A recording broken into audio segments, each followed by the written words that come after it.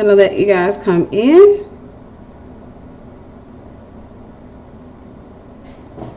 While I get my life together. Over here half asleep.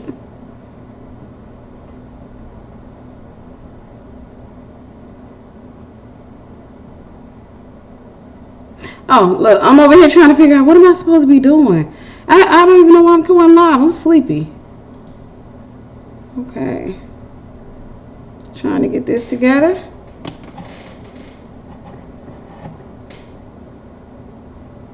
Alright.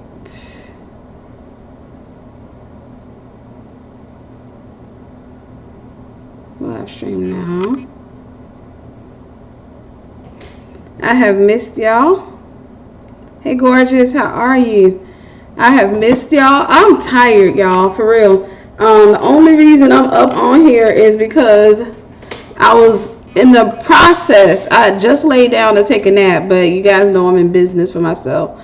I just laid down to take a nap and I got a call. As soon as I laid down, I got a call from a customer saying they wanted to place an order over the phone, and came downstairs to put the order in. Only to have the lady say, hey, I'm not sure which one I want. Can I call you back? So I decided to stay up probably about 30 minutes to an hour. And then I'm going back to bed. I'm going to get me a nap in. But I miss you guys. I haven't had a chance to speak with you. I've been busy for the last 2 weeks, like nonstop, every single day of my life type busy deal. If I'm not teaching a class, I'm writing. If I'm not writing, I'm working on a customer's project. I am truly, I'm truly in a place where I can say my life is really not my own. I understand that saying, or I understand that adage more than anything right now. My life is truly not my own. It is not my own. Hello, Dallas, Texas. How are you? Hey, gorgeous sister. So I wanted to come out, and I decided while I wait, I can just utilize this opportunity to answer any questions you guys may have about relationships. And also I want to give you some news while we wait on everybody to load up. We do have a class called Managing Devilish People. That's our MDP. It's a part of Life University. If you haven't registered, make sure that you register. The class is going to be on today. Hey sister. Hey sister Amanda. Hey, North Carolina. The class is going to be tonight. And so for those of you who have a Jezebelic parent or a controlling parent or somebody you feel like you have a relationship with and they're bound, but at the same time you're trying to have a relationship, you're trying not to cut them off, you're trying to learn how to have a relationship with them. We're starting that class on today. If you haven't registered, check back. I'll see if I can get the link. You can tell I'm sleepy because I should have the link already, but I'm gonna give you guys the link to register. It is a $9 fee, $9.99 fee to register, so it's really cheap. In that you're getting 4 classes. So for 4 weeks you'll be able to come in. Why did I just do that? I love it when I'm sleepy. So if I do something dumb on camera, y'all forgive me. I love it when I'm sleepy because it's funny. I do crazy stuff when I'm sleepy. All right, let me try this again. All right, I'm gonna post up the link in the hello Chicago, how are you? I'm gonna post up the link for registration for those of you who want to register. We have 20 students right now. That class is equipped to handle more than 20 students. So if you would like to register, it's just $9.99. I know some of you say, well, I work, so how would that work for me? No worries, they have replay videos. So if you happen to miss a call, you'll be invited to watch a private replay video where you'll learn how to manage the people in your life. So if you have, let's say, a controlling mother, and I'm going to tell you guys something you should know. One of the things that, if you haven't followed me long enough, I'm going to tell you a little secret about me. One of the things I do is I do these type of classes. And then when I come to these question and answer things, once I finish with the class, like some people don't register, because they feel like, well, I'll just ask the question. Well, it's a good thing to come in and get a truckload of information that's tailored just to your situation. And so a lot of times when people come and they ask questions, once I've taught a class on it, I often refer people back to the class. I'll give you a quick answer, but then I'll tell you, hey, I got a class called MDP. Make sure you go. And of course, it's going to be available immediately after we finish the class. It's going to be available as a series for those of you who want to purchase the series, but it's always great to come to a live class. So with that being said, make sure that you get your questions in. Make sure that you get your questions in. For those of you who are registered for Marriage Prep University, I will be sending out an email immediately after this. Marriage Prep University, we're supposed to do a slumber party on tonight. Plus, for the Life Prep students, we're supposed to do a deliverance. We're going to push that back to Friday. I realized it wasn't wise for me to set it up on a Monday, considering many of you have to work tomorrow. So we're going to push that back till Friday. But I will be sending out an email to everybody to let you know that we're going to do it on Friday instead. We're going to do it on Friday instead. So if you have questions about relationships or whatever, make sure you get those questions in. I'm only going to stay here for about a couple of minutes. Hello, Sister Angelica. And you guys should know, one of the things I teach all the time is don't wait for somebody else to ask a question. Sometimes we have a follower's mentality where we want somebody else to ask. Thank you, Cheek Baby, for being the first to ask a question. Everybody else, make sure you get your questions in. Go ahead and start writing them up. Don't wait till the last minute. People like to wait till I'm about to log off, then they be like, all right, let me go and get a question in. Get your questions in. I'm just opening myself up to be a blessing right now, and then I'm going to bed. I'm tired. How would you respond to people that brag and boast about their relationships in your face and try to make you feel bad about yourself for being single? It's not that they try to make you feel bad about it. I think one of the things that's kind of unfair, I'm going to tell you from a different perspective. One of the things that's kind of unfair to me is if I can't share a blessing with somebody. Like sometimes I have things and I'm excited about having it, but it's frustrating to me if I have somebody in my life that I can't talk to them about it because they feel like I'm bragging. They feel like because they don't have it, I'm not allowed to talk about it. And so I have to kind of come down to their level. And, I got, like, for example, if I have a relationship, if I'm with, and I'm not in a relationship right now, but let's just say once I get in a relationship, it would be unfair to me to have a friend that I can't talk about my relationship with. To be talking and say, girl, he took me out yesterday, and like he was clowning, right? I think that's kind of unfair to put that type of pressure on people, to say, hey, well, you're making me feel some type of way. The thing is, you want to always monitor how you feel. You shouldn't feel any type of way if somebody is talking about their relationship. I got a relative, and she typically talks about that, oh, this person, they're doing this because they're trying to make me feel this type of way. And I say, well, it's not necessarily the case. But if it is the case, like if I come across a person and I know they messy and I know they trying to rub something in my face, first and foremost, I'm not going to let it bother me. Because I'm going to be honest with you, there is nothing anybody can hold over my head that I want that bad. Honestly, I'm going to be honest with you. See, I took my power back a long time ago. I told myself, while I look forward to being married, marriage is not my God. While I look forward to having a husband, a man is not my God. While I look forward to my walking in my wealthy place, wealth is not my God. And so if somebody comes around me and they have the amazing husband, they have the big house, the cars, and they say, girl, and like I was telling my chauffeur on yesterday, it's not going to bother me. Be honest with you, it's not going to bother me. And so it's going to backfire.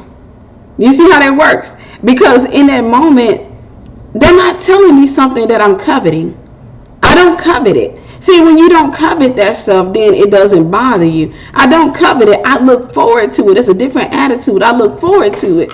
But I don't necessarily, I'm not looking at somebody else's blessing and saying, God gave her, she don't even deserve it, or what have you. So the best thing to do isn't to manage the person, it's to change your perspective. It's to change your heart about it. And that way, if I come across a messy person, for example, who's trying to do something, rub something in my face, I'm probably not going to even notice it.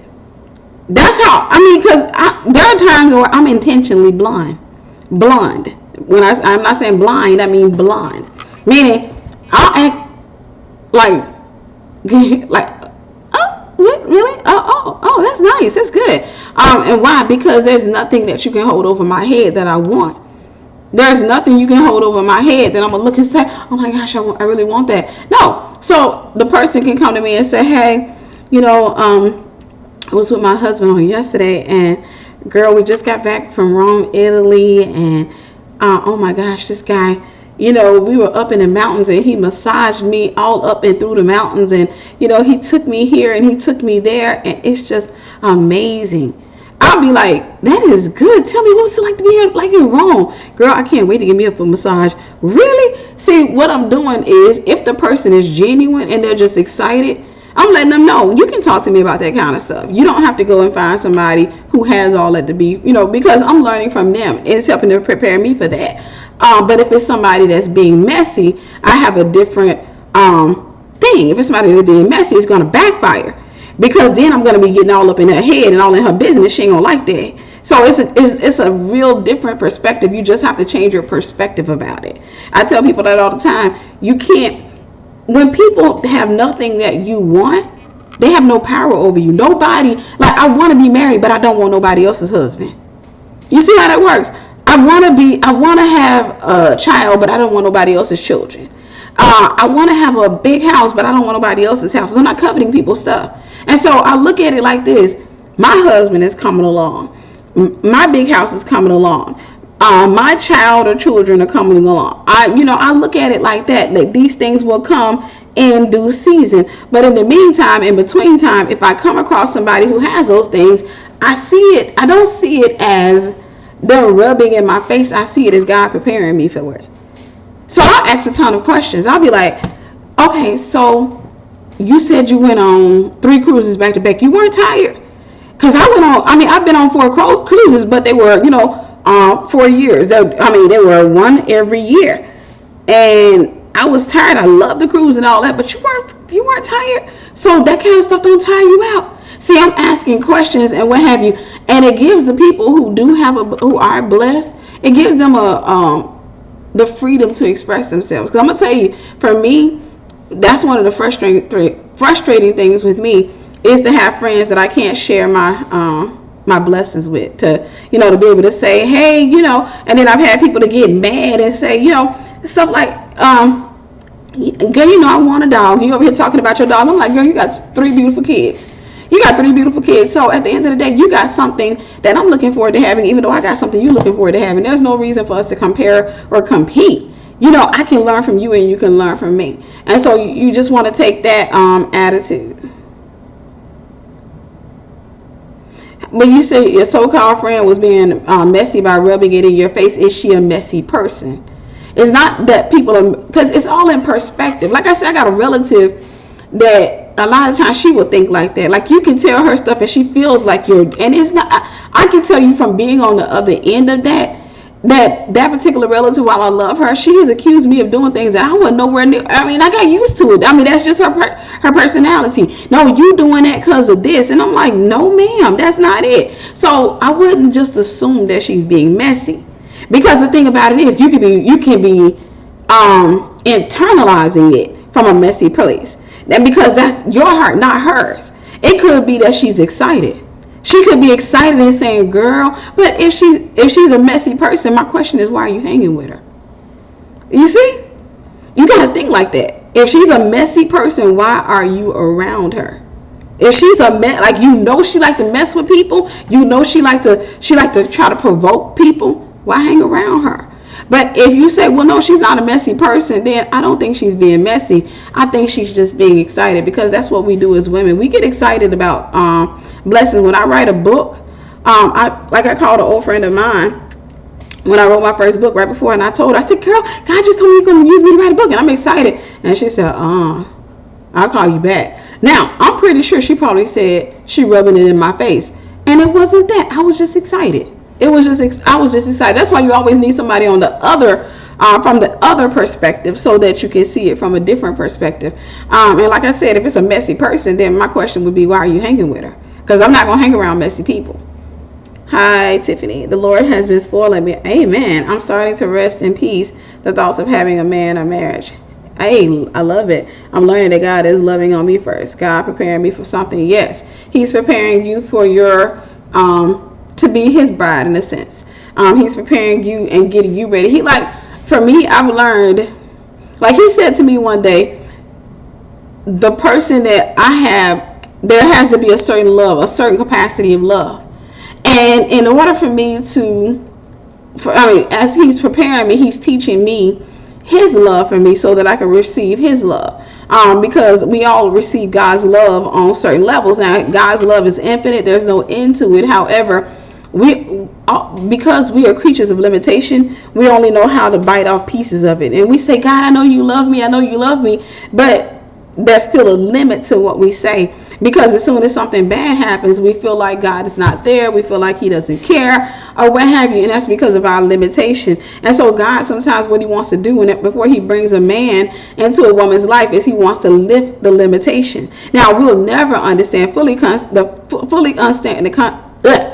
understand the concept of God's love, but He still wants to remove the limitation to the point where He can overwhelm us with His love. Because a lot of times what we do is when somebody's trying to love us, including God, we'll put up a wall, and we don't realize we're doing it. We'll let them love us to a certain extent, and then we'll kind of put up a wall. And because for us, that's all we can take, and that's because we've had poor relationships, unhealthy relationships, transactional relationships where people have given to us and then they want something in return, and then we don't want anybody to give us more than we're able to give back. So when somebody starts giving us more love or more trust or more anything then we feel like we can give in return, a lot of times what we do this subconsciously is we start kind of shutting ourselves off, and we start, we just like, we try to keep the people around, but at the same time we try to keep them at a certain distance. And so it's kind of like we're doing this, and God is just pulling our hands apart and saying, let me love you, let me overwhelm you with my love, let me take you down with my love, let me get you so enamored with my love that it's just going to buckle you to your knees and you just be laying in my presence for hours. I haven't had you in that space yet because you keep putting up this wall. You receive my love, you know that I love you, but you haven't fully 100% received my love yet. And so what God does is God will get us to that point where He'll just keep on removing our hands, removing this guard that we place around our heart. And when we get to that place, once He overwhelms us with His love, once we get to that place where we take down the barriers and stuff, and we stop being afraid of letting Him fully just shower His love on us, whenever He does send the man of God, it's easier for us to recognize the wrong one from the right one, because the wrong ones, they can't even come close. They can't. Granted, no man to be able to come close to God's love, but the wrong ones, it's like what you're doing is completely opposite of what I've experienced. Like over these last few months or over these last few years, what you're doing is completely opposite. So I know you're not the man for me. And that's just God preparing. And so I believe God does that with any daughter of His who says, I want you first. I know that I want to have a husband. I know I want to have kids. I know I want to have the house, the car. I want to look at my bank account and see 6 figures. I don't want to ever have to worry about money again. I know I said I want all these things. But above it all, if you never gave it to me, I'm more than satisfied with you, because you are my wealth. You are my everything. And I give you all the glory, honor, and praise. Take your place in my life. You are first, Lord. I take off everything in my heart that's sitting on your throne. Take your place in my heart, God. You are my King, my Lord, my rock, my salvation, my strong tower. When you start talking to God in sincerity like that, He'll begin to take His place. And one of the things I found about Him is that He's a very, very protective Father. Because there's a lot of things we don't necessarily know about God when we love Him from a distance. But the more we allow Him to get up on us, it's just like, why would you love me like that? He's a very protective Father. And one of the things He said to me, like I said the other day, He just started showering me. He said, and I'm trying not to say it in the way He said it, because I think that's just for me. But in short, He was saying, the type of love that I have reserved for you, not just any man can give it to you. I'm not bringing no ordinary man your way. I'm not bringing no ordinary man your way. So all the guys that pass you by, it's only because they don't have the capacity to love you, because of how I made you. And I'm just trying to find a better word, and I believe the same is for you. The same is true for you, sis. How can I choose between two people? Break up with them both and then choose God. Learn to choose yourself. Anytime you are battling between two people, the issue is that both people are being used and by you as a bandage. You may not realize it. The thing is, you're trying to fill some type of void. And anytime you discover a void in your life that you're using people to fill, it is always better to free those people from you and free yourself from those people and take that time to heal. Because a void is nothing but a wound on the soul. It's like an open pit on the soul, and God needs to take his place. And a lot of times with people, especially as women, we'll have multiple voids, and we'll have this one guy. Let's just say we got Tyrone and Troy. Tyrone over here, he feels one void. Like, you know what? Let's just say some women, they feel like they weren't protected, and they're like, Tyrone, he's really protective. Tyrone's like this, Tyrone's like that. But Troy over here, he treats me like a lady. He opens the door for me. He may not be that strong protective guy. He goes and gets his nails done. Not done, but he goes and gets manicures, and he does things that we would probably consider more on the metro side. But Tyrone over here, Tyrone will choke a dude out. I seen a guy, a guy was being disrespectful because he didn't know that Tyrone was with me. And boy, Tyrone was about to get him. Tyrone don't play, and then Tyrone has a child, and he's a good father, his child, and he's this, he's a man's man. He's really manly. But Troy over here, financially, I would never have to worry about anything. Financially, I never have. And so if you get caught up in a situation like that, the best thing for you to do is to say, Tyrone, I'm not ready for you yet. As a matter of fact, I don't know if I'm ready for anybody right now. Troy, I'm not ready for you yet. Right now, I need to focus on me. I need to focus on healing. I need to focus on getting whatever deliverance I need. I need to focus on God. I need to take God and put him in his place. That way, I'll be so satisfied with him that I don't need a man, and men won't become bandages. What I'll do is I'll be looking forward to the one, or when the one comes along, he comes in and he's able to fit into my life and not into my void. In the same way around, I can be his helpmeet. And so anytime a woman gets caught up with two men, and anytime a man gets caught up with two women, I always tell them it's time for you to take some time off for yourself. You don't need to be in a relationship at that point, because if you choose one, it's something about the other one you're gonna still want. And so as soon as that one starts getting on your nerves, you're gonna start. I think I'm just gonna break up with Troy. While I appreciate a lot of stuff, dude drive a Rolls Royce. Financially, I know he'll take care of me. I really did love going to the manicure salon with him. Kind of having a bestie and a dude. It was kind of cool. But I do miss Tyrone. Then you're gonna go back to Tyrone. Why? Because you got soul ties with both of them, and you're gonna have to break those soul ties. So I would tell you, take this time off, take this season off, and if you're in church, hey, start serving in your church, get more involved in your church, but take this season off from being in a relationship.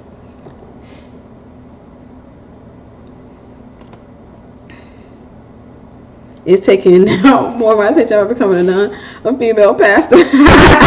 Maybe more pastor, like not necessarily a nun.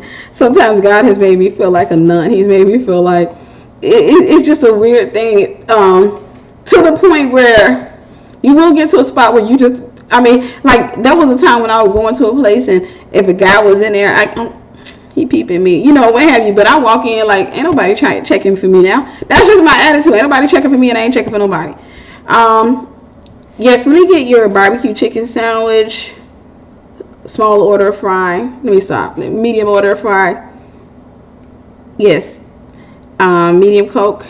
Thank you. All right, and I walk right back out the door. I'm not thinking about anything, and that's because my heart and my mind is occupied with God and the things that I'm doing, that he has me doing. And I believe the right man comes in due season. I don't believe God needs me to go to places and, give a guy an extra eye, kind of. Because I've had women to try to tell, they'll try to give you some advice. You just look at the guy, kind of give him that eye or what have you. It's like, no, I'm not trying to invite the dude.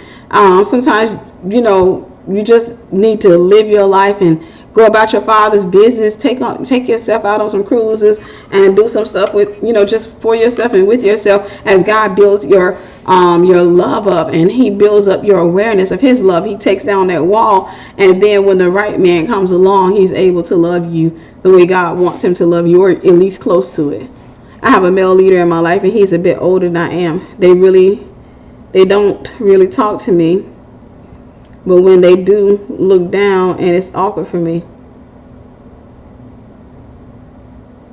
Okay, I have a male leader. Let me read that again. I have a male leader in my life. He is a bit older than me. Then he said they don't really talk to me, but when they do, look down, and it's just awkward to me. Rephrase that question, sis. I don't necessarily understand it right now. Because when you say you have a male leader, and then you say they don't talk to me, so I'm assuming you're saying your male leader doesn't talk to you, but when he does, he looks down. What do you mean? Does he look down on you in a condescending way? Like you ain't nothing. I don't think. But then there are other women he seems to be open. Is that what you're saying? Give me a little bit more clarity, sis. Let me get back up here.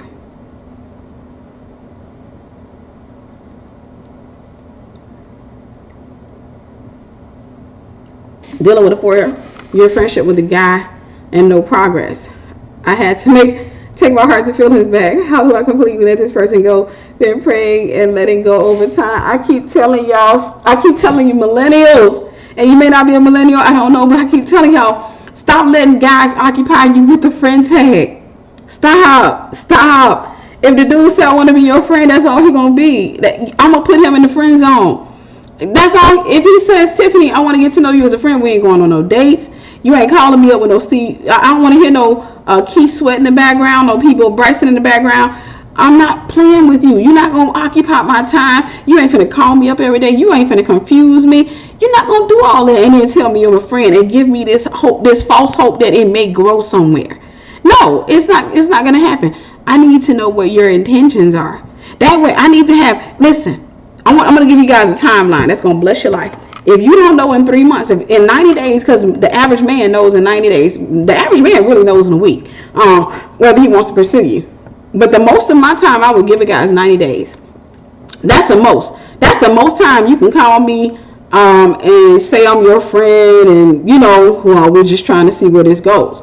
After 90 days, buddy, yeah, I feel you, and I understand what you're saying. However, because this is a common thing, a lot of women end up, like you said, 4 years. A lot of women do that, and most men will say, no, I don't agree. Why? Because men are wired differently. A man can be friends with you for 4 years and not want you. He can not entertain any feelings or imaginations about you. We're not wired like that.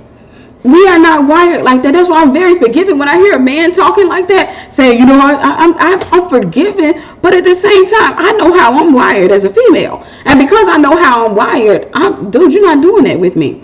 You're not going to sit up and have me all confused and telling me that, let's just see where this goes. So, to take your feelings back, it's going to take time. You have to break the soul tie, renounce the soul tie, pray, and then you have to allow time. It's going to take time to break that soul tie. I will stop him from calling me. I would just cut off all communication. If I saw him, like if we were going to church or what have you, I speak to him, hey, how you doing? Give him a church hug and keep it moving. But in the future, because this one, those type of relationships have to end like every other relationship. Like you have to pray, put space between you and the person, and then you have to go through the stages of grief, and then you have, in the future, don't let nobody occupy your time.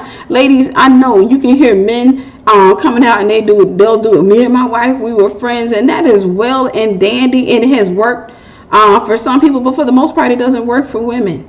So the best thing that you can do with a guy is if he says, hey, love to take you out sometime. he's saying, I want to get to know you romantically. Then you get on a date and he says, I'm really feeling you, but I don't know if I want to do the whole relationship thing right now. Then okay, we take our distance. Or he says, I want to see where this is going, kind of get to know you better. That's fine. So for 3 months, guess what? For 3 months, I'm not putting in my head that we're in a relationship. For 3 months, if I go out with him, that's it. I'm going out as his friend. That's it. What's up, dude? I'm going out as his friend. But after 3 months, if he's still playing games, if he's still sitting up there, and after 3 months, we're gonna have a conversation about it. So what's happening? Well, I feel like I'm still getting to know you, and I really do like you. I do, potentially see a future for us or what have you, but you don't want to kind of say we're seeing each other exclusively or nothing like that right now. No, I don't. All right, that's fine. But let me just let you know, while I do like you and I think you're a cool person, I can't just keep seeing you like that, because it only confuses me. It takes me off of the market, because as a female, we're not going to want to date anybody else, because then we feel like we're cheating. So I don't mind us talking from time to time, but as far as the whole going out thing, so you mean to tell me if I don't? Yeah, I mean to tell you that. Because at the end of the day, I don't want to be sitting here in 3 years and you're still trying to figure it out. Because, hey, time keeps moving forward. I get older, and I don't want to waste your time, and I don't want to waste mine. I don't want to waste my time. So in the future, don't let nobody waste your time like that. You can ask any man. Younger guys, I've seen a lot of younger guys go on and on about, but a lot of times with older guys, it's a different thing. They'll tell you, a man knows in 3 months. Because somebody asked a question on Facebook, men, how long was it before you realized that you were going to marry your wife? And they're like 3 months. 90 days was the longest one. Most guys said under 30 days. So it's not that they don't know. It's just that, hey, I like you and I think you're cool and you're the best woman I've had in a long time, and I don't necessarily want to get rid of you right now. And so if you're willing to allow your time to be wasted, then there are plenty of people out there that are willing to waste your time. So in the future, don't do that. Don't do that. You have to put some boundaries up and say, yeah, how big of a contributor to is staying in shape when it comes to relationships? It would depend on the person. Some guys are really into fitness and some guys are not. However, I think staying in shape helps to elongate any relationship or strengthen any relationship, because first and foremost, they found that people who exercise they release more, what is that? Is it serotonin? But it's a feel good hormone. You'll have more energy. With more energy, there's going to be more happiness or what have you. So I think staying in shape is a major part of any relationship. I don't think it's a deal breaker for a lot of people, but I think for the most part, it allows you to have the ability to do what you want. Like one of the things that for me, because I'm not in shape, one of the frustrating things that I know my husband would probably have to deal with is me constantly taking off clothes and putting on, like, man, I look like a whale in this, and then I take it off and put something else on. Oh, I look like I swallowed a pit bull. Then I take it off and put something else on, and that can be really taxing on any relationship. Now, when I was a size 2, a size 3, size 4, I can put on anything, and I look cute in it. I just put it on and snap it up and look all snazzy and say, let's go. But now, it is an issue. So it's a major part. I won't say, like I said, I don't believe it's a deal breaker, but I believe it's a major part of any relationship. Every man wants to have a woman that he is proud to show off, and same thing, we want to have a man that we're proud to show off as well. If you get a chance, can you speak on putting God before things like school? I'm kind of struggling with this. Every person struggles with that because quite naturally, anything that gives us a schedule or anything that gives us a law, so I got to be at school, I have to do this and I have to do that, that's a law, then we tend to draw toward those things. And so you have to intentionally, aggressively, consistently take your mind and put it back on Christ. So you do that, like you go to school, you make sure before you get up and go anywhere, you pray, spend time with the Lord. When you come home, all throughout the day, you acknowledge him. When you come home, make sure you're spending time with him, spending time studying your word and stuff like that. But everything in your life that requires your time, your energy, or any type of resources has the potential to become an idol. And the thing is, in order for you to stop it from becoming an idol, you have to actually force yourself to spend time with God. Because there's going to be a point where you don't feel like you have time, you don't feel like you have the energy, you don't feel like you have the strength, you feel like, because I go through that just about every night. I be in my bed like, man, I'm so tired. I've been working all day, and I'm like, know what, you're going to read this Bible, and you about to get, and you're going to worship the Lord, and you're going to praise him, and you're going to give him the glory. And I go through that just about every night, because the flesh is always like, okay, I got to do this, and this, and this, and this. And then by the time I get into bed, I really don't have much of any strength left. I don't have much of any energy left, which is the reason why I made a commitment that, okay, even though I read and I try to study when I get up, is I'm going to increase that, because I want to give most of my strength to my prayer and my worship time. That way I can give what's left to everything else, as opposed to giving God what's left, if that makes sense. So yeah, you have to force yourself to do it. It's not going to be a feeling that you do. I mean, I want y'all to get out of the mindset that, okay, one of these days I'm going to feel like it, or I'm going to have more time. No, you have to force that in. You have to force that in. That's okay. I was still waiting for some money. Is the course for managing toxic family members still on? And I can't send money through Western Union. Yes, we're still doing the class on today. Not through Western Union. I don't know. I'm just thinking maybe PayPal. I'm thinking either PayPal or CashApp. You can do one of those. But those are the only options that we have right now. If anybody think of another way, then I'm open to it. I just don't know anything else. I'm sorry, guys. I'm fighting sleep over here.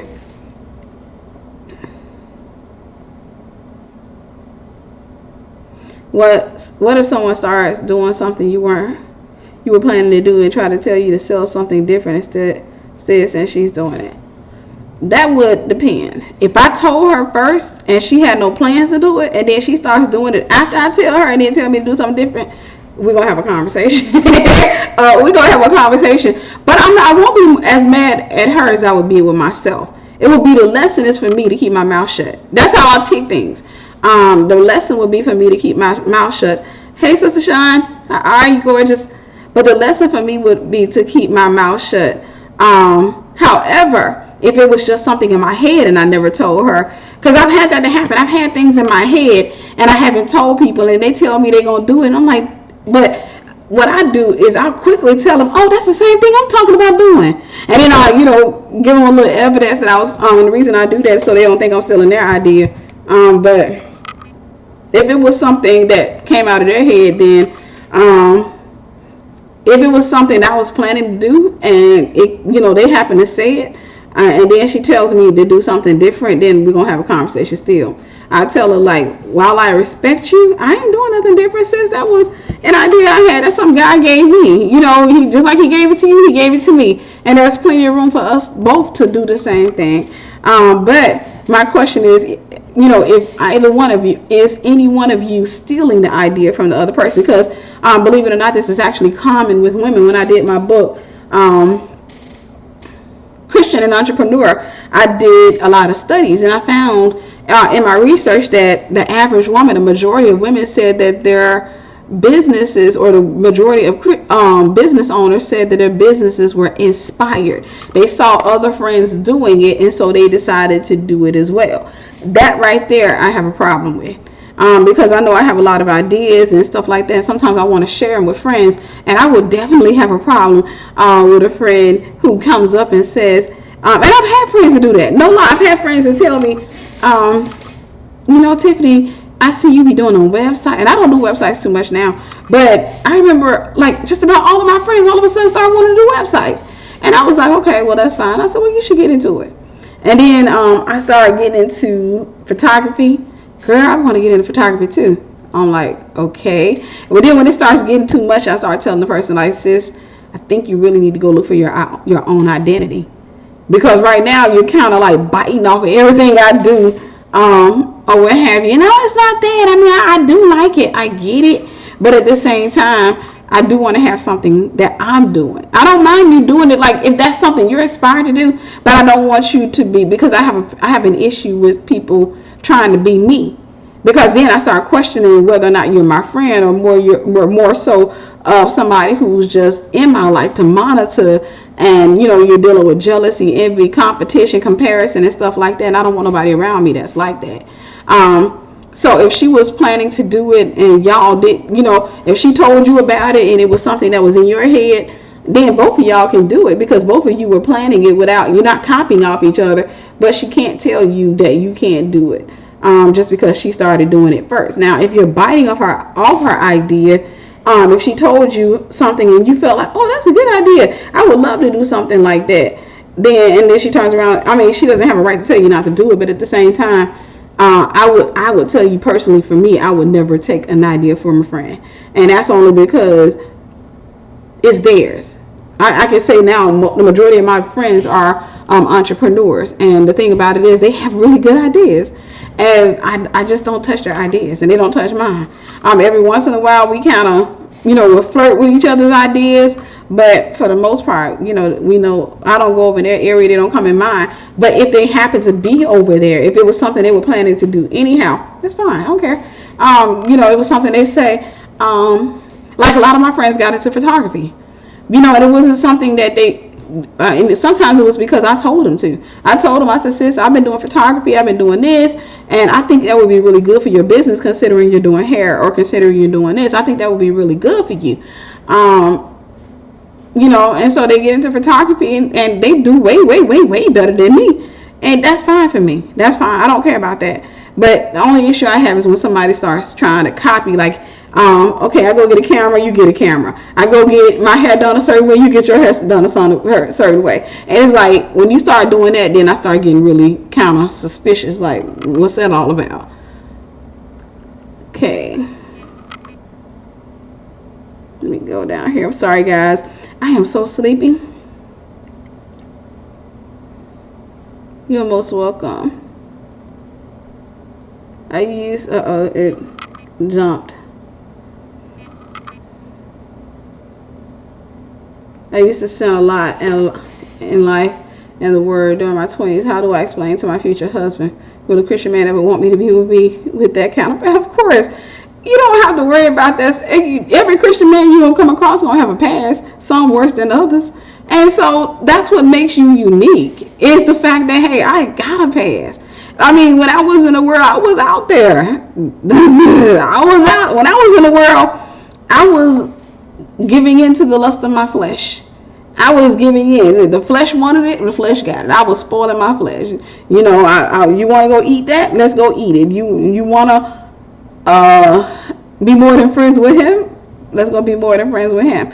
And so when I first got married, I was really ashamed of my past because I was immature. I was really ashamed of my past, so I kept it a secret from him, and that actually was one of the things that helped to destroy our marriage, because over the years, that secret kept unraveling. He kept finding out, like, well, she got more of a body count than I know. I was telling him, we had one of those hubby-wife conversations where you talk about your previous sex partners, and I was out there. I had friends that were out there. We were just party girls.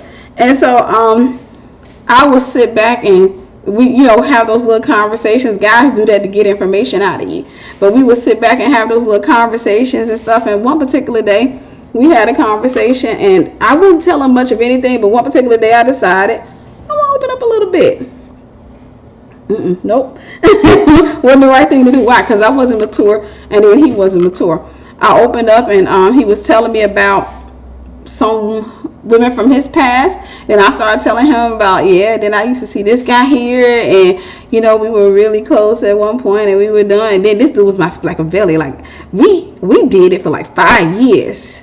And he looked at me and he was like, when I said, I named the guy, and he said, don't nobody, he said, he shut down, and he kind of got upset. And he said, don't no man want a woman that slept with more men than he slept with women.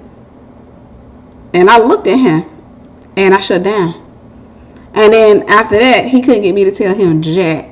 for years. He couldn't get me. He's like, Tiff. And I was like, no, I told you everybody. He was like, Tiff, that wasn't everybody. I'm like, that was everybody.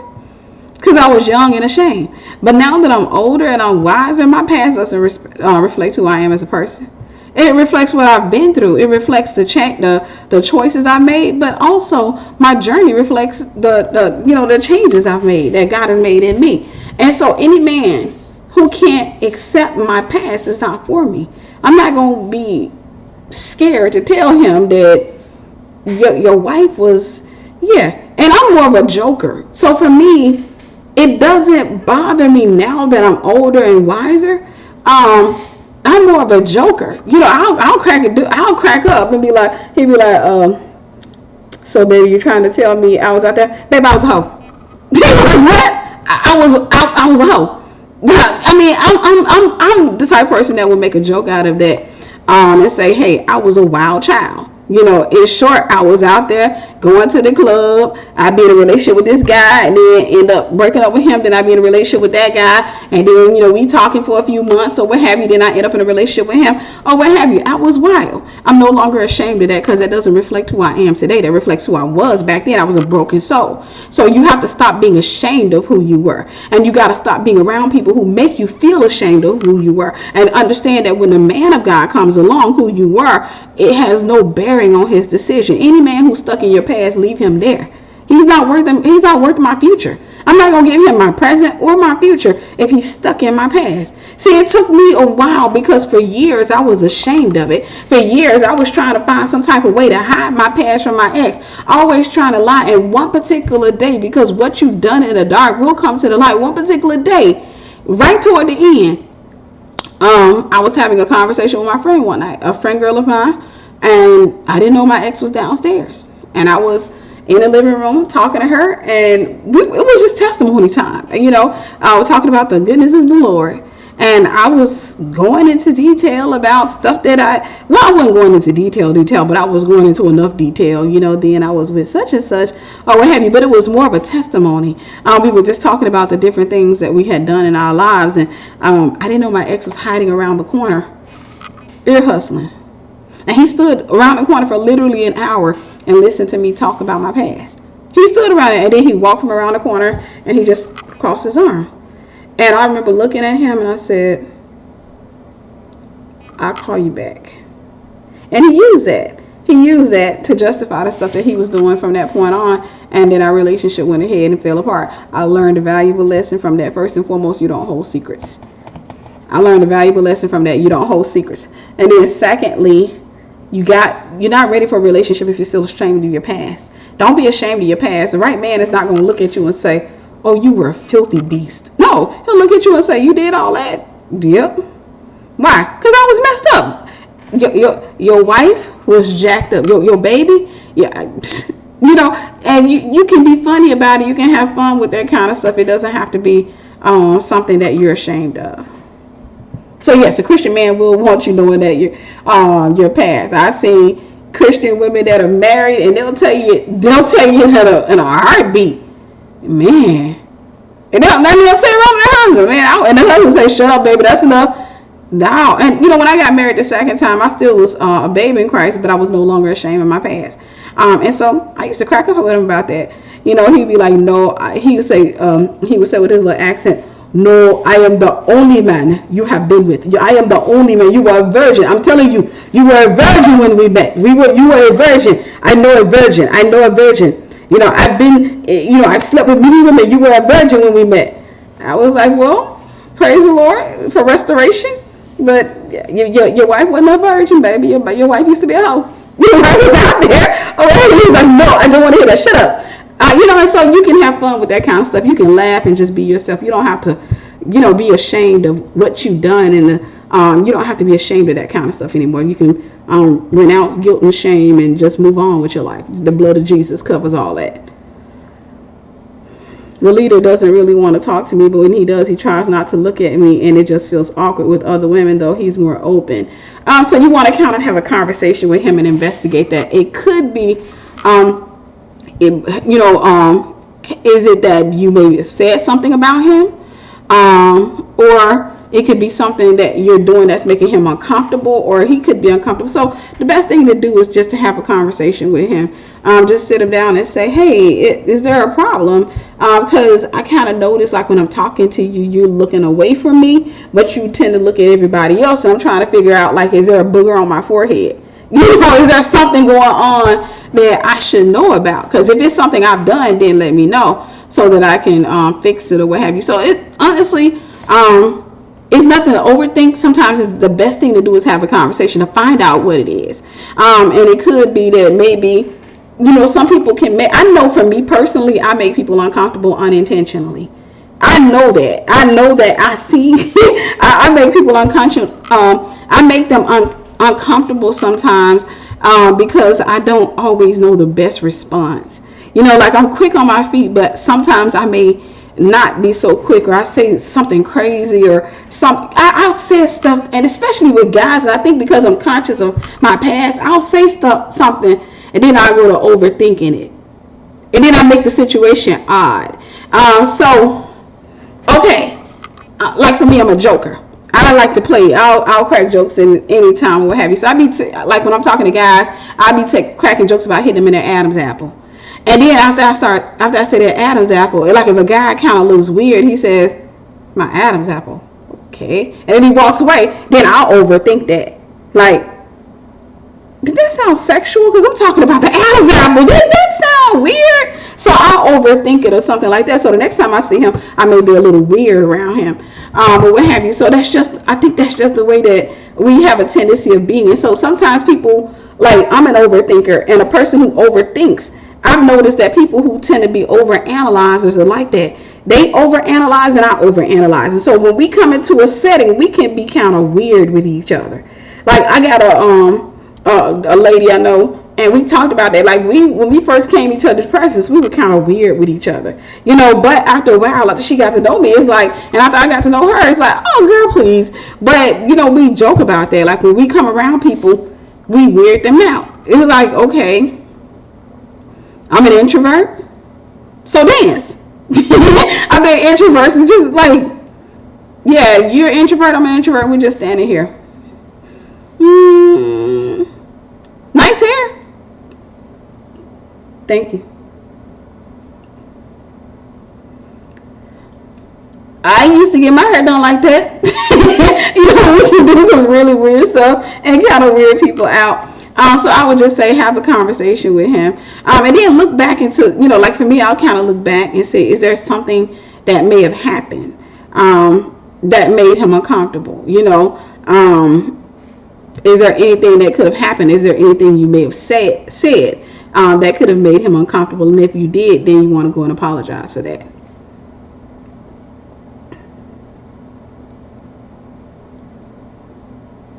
Being the only child, how can I truly be free and make my own decisions without my parents deciding yes or no?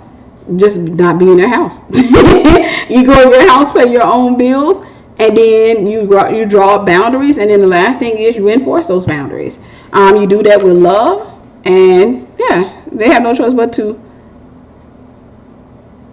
I respect it. How do you know when a dream is from God? You pray about it, but a lot of times my dreams, when they're from God, they're not evil. You know, they're not going to be evil dreams, and they're going to be on my heart. Like I'll remember this, a strong impression. Whereas when it's demonic, I feel some type of way. Like it could be filthy, nasty, evil, or something like that. You know, and so yeah, just definitely pray about it. It's something I was planning to do. I came up with it by myself. I got confirmation that it's meant for me to do it.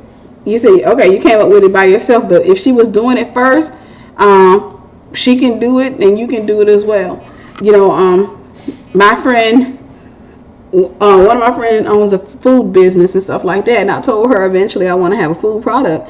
Not now though. That's like in the far future. Like once I'm real good settled and I got money. But I don't want the same food product that she has or what have you. A young man who visits my church came and told me prophetically to leave the man I'm seeing alone and move on since he's saved, but not as deep in the word as me. Your thoughts? Mind you, he asked for my mom to stand as a witness. My mom doesn't think he's my husband, although they've never met. Could that make it solid prophecy since he didn't know my mom was against it? Let me read that again. Hi Tiff, a young man who visits my church came and told me prophetically to leave the man I'm seeing alone and move on since he's saved. I guess you're trying to say he's not saved. Well, oh yeah, since he's saved, but not as deep in the word as me. Your thoughts? Mind you, he asked me. I believe God speaks to us first, and then He confirms through people. And if God has dealt with you, and a lot of times we'll kind of ignore God, and He'll send people around us to kind of confirm, and then we'll ignore Him some more. So it could be confirmation only if God has really said that to you. If not, I will still pray about it. You don't have to take it. I mean, I will still pray about it and take my time. And definitely, you want somebody who is deeper in the Word, who can spiritually cover you. Because one of the frustrating things for a woman who is who has more wisdom is having to lead her home when it's out of order, when the husband is supposed to lead the home. So I would just tell you to definitely pray about it, fast, and wait for God to give you an answer. Don't move until God gives you an answer. Yeah, I am the opposite. I don't believe in telling a man anything. They will use them as bullets to use against you. Sometimes we talk too much. That's the kind of guys you're talking to. We're talking about good golly men. We're not talking about the dudes on the street. The dude on the street will use that as ammunition because he likes power.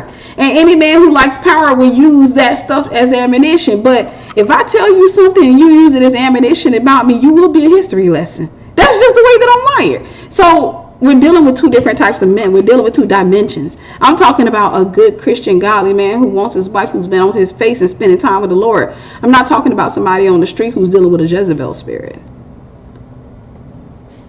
For almost a decade, nothing is working, and we have a child. I've watched so many videos about breaking soul ties, but I'm still bound to a man that doesn't love me. Well, yeah, and watching videos about breaking soul ties and praying and saying, I renounce a soul tie in Jesus' name. None of that works. I told a relative this the other day. You just have to break your own heart. That's the hard part. You got to break your own heart.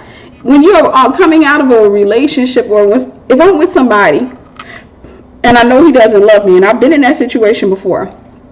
The second time I was married, no matter how many times I tried to force myself to believe the man loved me, I just kept coming back to it. I said, this dude does not love me. He don't even know love.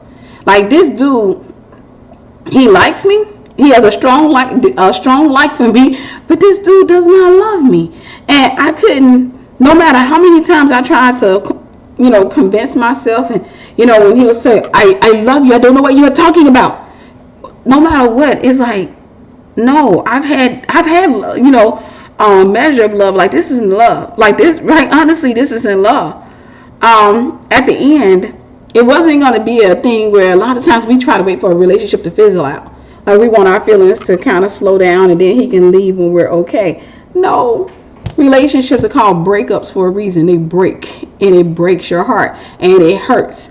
And so the thing that I told myself was this: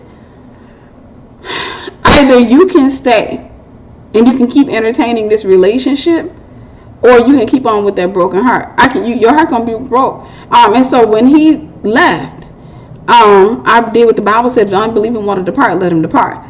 I decided, don't pursue that. Don't you go after him. Don't you do anything. Just let your heart break. Let your heart break. It's gonna hurt. You're gonna have what I call crazy days. Crazy day when you do something stupid. Like, no, I just gotta call him. And I just gotta call him. In my crazy day, I don't know how many miles I walked. Yeah, we're not gonna talk about that. But I had a crazy day walking on the side of a Florida highway in the heat and tall grass. I had a crazy day. But when I got back home, I told myself I will never do that again. And I told myself, Tiff, you gotta go heal. I was just really honest with myself. I said, Tiff, you gotta go heal. You gotta go heal. It's gonna hurt.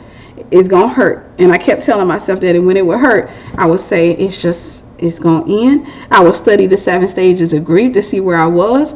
But at the end of it, I told myself, I said, but you're not going back to him. You're going to hurt, but you're not going back to him. Because you said yourself you want to experience love. Like, you want somebody in your life who truly, genuinely loves God and loves you. You want to experience that. That's how you want to go out. You don't want to go out like, I don't want to be old and on my deathbed laying next to somebody who don't love me, because then I'm scared. Because now he might put a pillow over my head. He might do something to me. You know, I'm laying in the bed and he looking at me like, solid coughing. Can't help it. Next thing you know, I'm seeing a pillow coming down. I'm like, oh, no, I don't want to be in a relationship with somebody who doesn't love me, genuinely love me. And so the reason you're in there for a decade, because you're waiting on your feelings to change, and they don't just get up and change. You know, you have to really break your own heart. You have to break your own heart. You have to just get up and just say, this is gonna hurt. I'm gonna do the scariest thing. First, I'm gonna have to go through grieving. I'm gonna have to go through healing. Then I'm having to start all over by myself and pay my own. It's a whole lot of stuff I gotta go through. But I'm gonna tell you, I'm a fighter. I'm a warrior. I've learned over the course of my life that if you want your life to change and you're tired of how your life is, you have to go through that break. You got to go through that discomfort, that change. You got to go through that hurt place. And I've been through it before, and since I've been through a hurt place before, I'll throw myself back in it so I can come out of where I am. You know, I'll throw myself back in it and be like, you know what? Here goes nothing.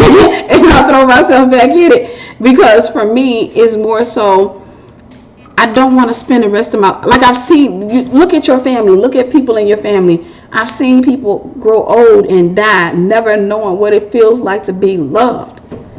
Always having that relationship, having the confidence in that relationship, never traveling the world, never doing nothing with their lives, just laying there with some old guy who goes to work and comes home, if he does that, and life is too short. Then they come home one day and they're talking about the person's sick, and then the person ends up dying, and they never experienced life. They never experienced love. They spent their whole life, God be it far from me, because I'm not about to do that with nobody. This life is way too short for me to spend it on people that don't love me.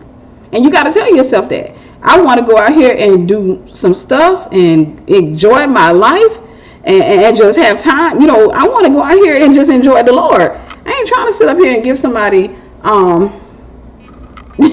my best years. I've given up my 20s and part of my 30s, you know, messing around in relationships where I wasn't loved. No, I'm not doing it no more. I'm not doing it no more. And so you just really have to break your own heart.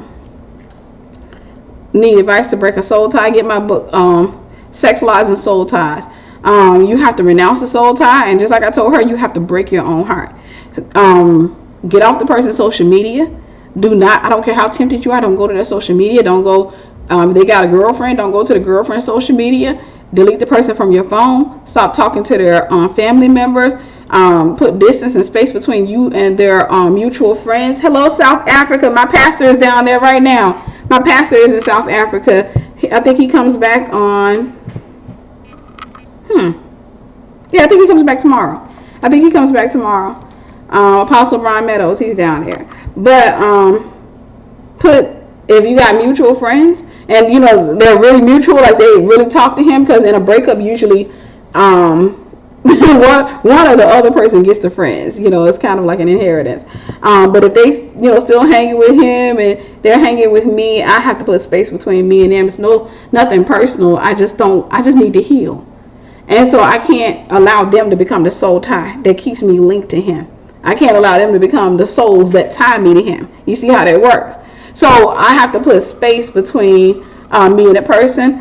I'm going to renounce the soul tie. Everything I've said to that person, I renounce, especially if there was sex involved. I repent for the sex. I repent for all the things I said. I cancel out every word I've spoken into his life. I cancel out every time I say it is yours. You know, we're going to be together forever. I cancel all that out. And then I go ahead and throw myself into the process.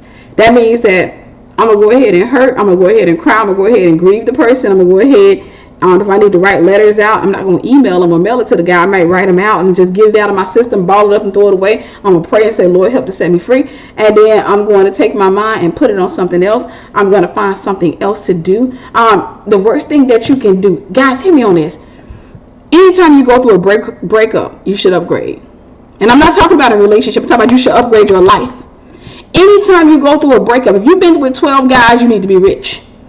You need to upgrade. That means if me and a guy together and the only thing I'm doing is I'm working at a restaurant, I'm working at a soup kitchen washing dishes, I shouldn't still be there because it's going to be hard for me to get him out of my mind because I'm still in the same spot. But if I sit back and I say, you know what? I'm going to school. I'm going to do something different. I'm going to change my church. I'm going to change this. Instead of me just changing my hair, because this is what women do. It's the new me. And they go change your hair. And then they be still in that soup kitchen. And then he can come up in there at any given time. Hey, how you doing? No. What are the rules I live? You will never find me where you left me. Ever. You will never find me where you left me. Never, never, never. You'll never find me where you left me. Because the thing about it is, I'm not going to allow myself to get stuck.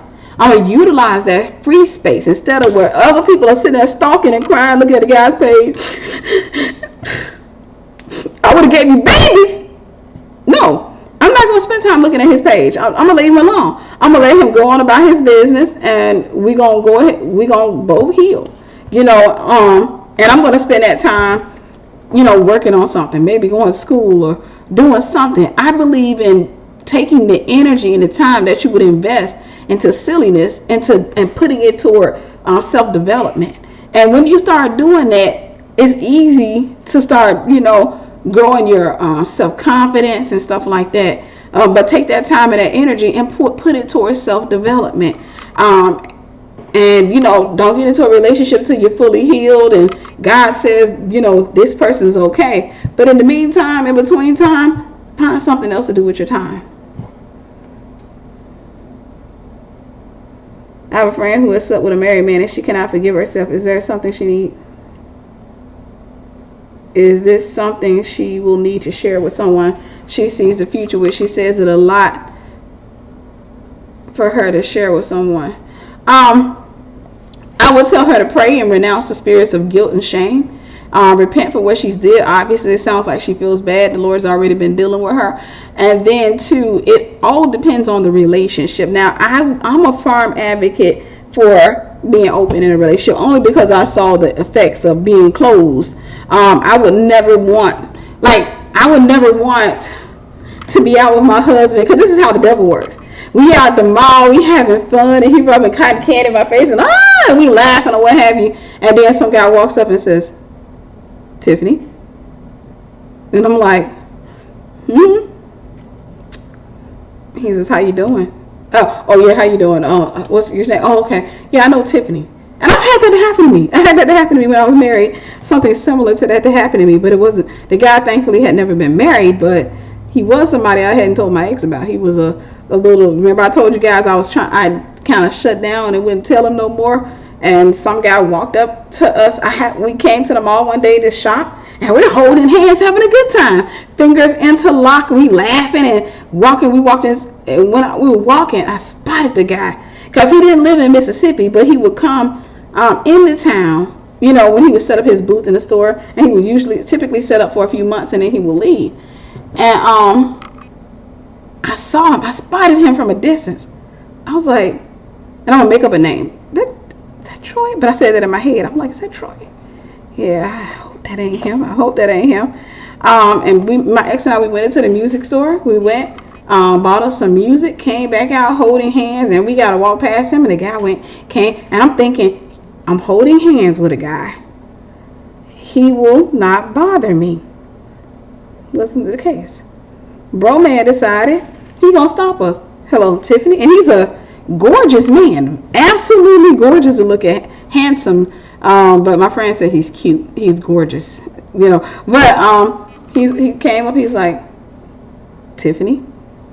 And I was like, hey. He said, how you been doing? He says, good to see you. And he kind of reached and kind of pulled me in for a hug. And I was like, how you doing? And then he said, oh, I'm sorry. He said, my name is, and he said, I will just say Troy.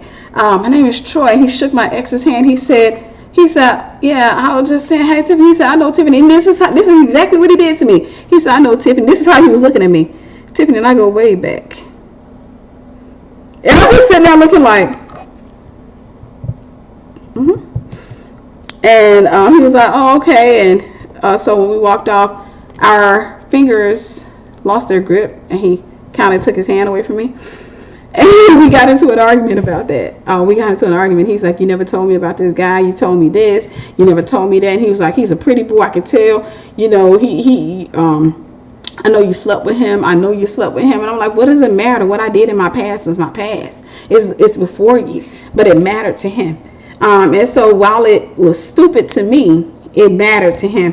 And so you can never control what matters to other people. So I would say at some point in any relationship, especially as you're getting to know the person, if you find that things like that matter to them, it is a great idea to kind of disclose it so it won't become a problem later on, because some people are bold enough to walk up to you and be like, hey, Tiffany, you remember me? I remember you. You know, come on, boy. You know, you said in your head, come on, you don't get me in trouble. But she needs to forgive herself for what she's done. And then she needs to pray about it. And then at the same time, she has to release herself, release him. And then if she starts courting somebody, she can bring that up in the conversation and say, hey, before we move forward, like if I realize a relationship is about to transition to another level, about to shift, because relationship goes in shifts. If I realize the relationship is about to shift again, I may stop and say, well, full disclosure, I kind of feel like I like you, and I feel like the relationship is starting to try to take a shift, and I want you to know more about me before, so you'll know if you want to go to the next level with me. I wasn't always a good person. I've done some really bad things, some shameful things in my life, or what have you. And I found most men really appreciate that, and it doesn't bother them. They'd be like, "What? Really? I can't believe you don't seem like that type of person." Yeah, God has really done some stuff in me, honestly. But I wasn't the best person, and it actually helps to birth trust in a relationship, because the guy sees that stuff that other women would normally hide from him, you're opening up and disclosing to him. So it does bring a level of online. I'm looking at the next one. It does bring a level of trust. What are your thoughts and advice with online dating? I've answered that like 100 times on my videos. I always tell this. I had a friend to call me up one day. She said, Tiffany, I think I want to put me a profile on Christian Mingle. And I told her, no, the devil is a liar. And she was like, what? I said, no. For me personally, as far as now, online, if somebody meets you online, like on Facebook, and they're instant messaging you, I don't think there's anything wrong with that. But as far as me putting up a profile on a dating site, because the Bible says, he who finds a wife, I'm not supposed to be looking, I'm supposed to be hiding. You're not supposed to be looking, you're supposed to be hiding. I said this to my mentees, and I say this to my friends. Even with cameras, I don't run toward cameras. And I said this to my mentees. I said, if I wanted to do a video that went viral, I could do it. All you got to do is do a 10-minute video. I said, God has given you wisdom. There have been times I had wisdom that I know if I put this in a 10-minute video, put it up on Facebook, it'll go viral. But I don't run toward the spotlight, I run from it. Why? Because you might not necessarily be ready for that level yet. So when it comes to relationships, the reason a woman needs to hide is because you got to be your husband's helpmeet, and you want to go out and take your time and let God develop you, heal you. You want to let God break every ungodly soul tie, and you want him to prepare you, because the men at the bottom are common, just like the women at the bottom are common, and it's easy for you to settle for just about anybody. And so online dating, I say no. The only time I would say yes to online dating is if you're on Facebook or instant message comes in, and after checking him out on Facebook, he says, hey, I just felt drawn to your page, and you check him out, and you don't sense that he does that, and you see he's Christian, and you go looking at his about, and he seems to be a really cool guy. You can chat it up and then maybe exchange phone numbers at some point. I think that's perfectly fine, because that's something that's naturally occurring. But as opposed to me going on a dating site and having a picture of, like, And it's like under my picture is a little bio. Tiffany Buckner, she is from Mississippi. She is, this, and I'm just sitting there. No. Because then I have to filter through so many different devils just to get something that's something that's not crazy or what have you. My daughter's father is narcissistic. He's a Jezebel then, and he left me while I was 7 months pregnant for his now wife. When we exchanged daughter, we still show sexual attraction and calls me behind her back. It's been 3 years. I need help. I'm still in love with him, or it's lust. I never sexed him while he was married, but we have reminisced fun times we had. I have a relationship question. Okay. First and foremost, you say you're still in love with him. I never sexed him while he was married, but we have reminisced fun times. First and foremost, you're giving him the very thing that every broken man, every broken Jezebel wants. And that is, I'm going to leave you, but I still want to have you in my career. You can't go be with nobody else. You belong to me. You're my property. And so I can play with your head and put you on park, put you in leeway, so when things don't go right between me and her, I have you as an option. So the thing that you have to ask yourself is this: do I want my daughter to think that she's an option? Because you are showing her right now how she's supposed to be treated. And if she takes from you that it's okay for a man to come into my life and be with me and then walk out of my life for somebody else, but then park me over here in this empty parking lot and just say, stay right there, even though he may not say it with his mouth, he says it with his actions, stay right there until I'm finished doing this with her, and then once I'm done with her, I'll come play with you again. Now, I wasn't willing to commit to you. I was willing to commit to her. Which means if you stay over there, you're telling me that you're okay with that. Which means that if things don't work out between me and her, I'm not coming to commit to you. I'm coming to play with you. You're my toy. I'm going to come over here, play with you, have my little fun with you, probably give you another child, and then somebody else going to come along, and then I'm going to commit to them. But yet, if you're willing, I'll park you right back over there. And then I'll come flirt with you every time. Look at you. Look at you. I'll come play with you every time. You have to tell yourself, I'm worth more than that. Then next, you have to also tell yourself, I got to have respect for her, despite the fact she may not have had respect for me. I would never disrespect another woman in a relationship. See, the thing about it was, when life hit me and I got older and I got mature and I got in relationships and I got married, when I saw how, I had already renounced that stuff, but when I really saw how that it changed my perspective majorly. It changed my perspective. Let's see if I can cut on this light. Hopefully that's better. But it really did. It changed my perspective. It changed the way that I saw relationships. It changed the way that I saw people. I no longer allow people, I don't allow a man who's in a relationship to flirt with me. That's a no-no with me. That is a no-no with me. I see guys or what have you, and we're cool. But you're not going to sit here and flirt with me. You're not going to sit here because you're not going to. Honestly, it's all in perspective. I tell myself this: a man who's flirting with me is calling me a hoe. If you're married or you're in a relationship and you flirt with me, you are telling me I'm not worth having somebody to commit to me. This is my perspective, and the reason, because I have this perspective, I don't tolerate it. You're telling me that I'm not worth having someone to commit to me. You're telling me that I'm not worthy enough, good enough to have somebody to love me exclusively. You're telling me that all I'm worth is an orgasm. So I tell that to myself and I'll get mad. You lost your mind, because I know that's what that translates as. Even though he may never form those words out of his mouth, that's how that translates. And so I read a person's actions to determine what they're really saying to me. So the thing about it is, what you want to do with this guy is end the flirting, renounce the soul tie, set some boundaries, and enforce those boundaries, and set some goals for yourself. Show your daughter something better. That way she can know how she needs to be treated. Otherwise, this becomes a generational curse. Otherwise, this becomes an issue, and she has to struggle with that. So tell yourself that you're beautiful. Tell yourself that you're worthy of being loved. You're worthy of, no sex outside of marriage.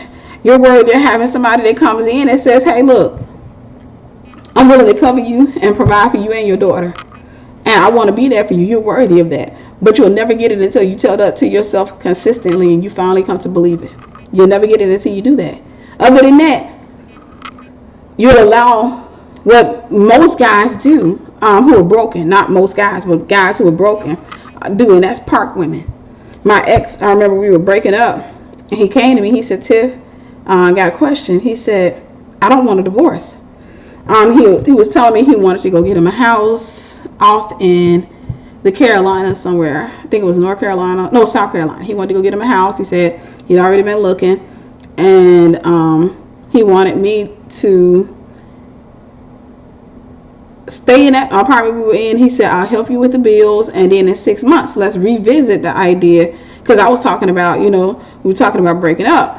And he said, let's revisit the idea in 6 months, then we can divorce then if we both still feel like we want it. And I was like, no. And he said, why? I said, because at the end of the day, like he said, he had already been looking, he had already found him a place and stuff like this. And I said, at the end of the day, you already got your life planned out. You already know what you want to do with your life. You already know. And I knew he had somebody else, even though he was saying no. But you're already planning your stuff out. So basically, let me interpret what you're really saying. Let me go live with this girl for 6 months. You can't have my address, because we even discussed that. No, I don't want you to know where I'm staying. Like, what kind of crazy is how I'm gonna be your wife and I don't know where you stay? And I gotta wait for you to call me, and I gotta call you up, and you on the phone. Hello? No, I'm not about to become your side chick. But he was like, hey, can we, not divorced, and let's just wait 6 months. And I said no. No, it's not going to happen. I said, because I know what you want. You want to go over here, do your thing, and you want to have your female or what have you. That's fine. That's your life. I can't stop you from doing it. But I ain't going to be over here parked. I'm not going to be over here, it's just like I got a car outside right now that doesn't work. Car's perfectly fine, has a few issues, good mechanic can fix. Car's been parked for about a year. A car that's been sitting up for a long time, the tires start going flat. Same thing with people. You allow people to keep you sitting up in the same spot for a long time, you start going flat. You start getting dry. And the paint's peeling off of it and all that. And I know I got to do something with that car really, really soon. So the thing is, I refuse to let people do to me what I've done with their car. And that's to park me. You can't just sit there and put me on layaway, or you trying to figure your life out while I'm sitting there confused. No. So you don't allow him to do that with you, because remember, you have a daughter, and your daughter's looking at that. So you go to school, do some stuff, go out here and just go at it headstrong, chase God with your whole heart, go build your career. Let your daughter see strength, and let her see, and when she sees that teaches her that if a man comes into her life and starts doing that teaches her, I don't have to take that, and I'm better than that. Children inherit their parents' low self-esteem. I inherited my mother's low self-esteem, and I had to fight to get out of it. I really did. I had to fight. It was a struggle. And so don't let her inherit that. You go increase yours so that she can tap into your strength and what have you. She can learn better.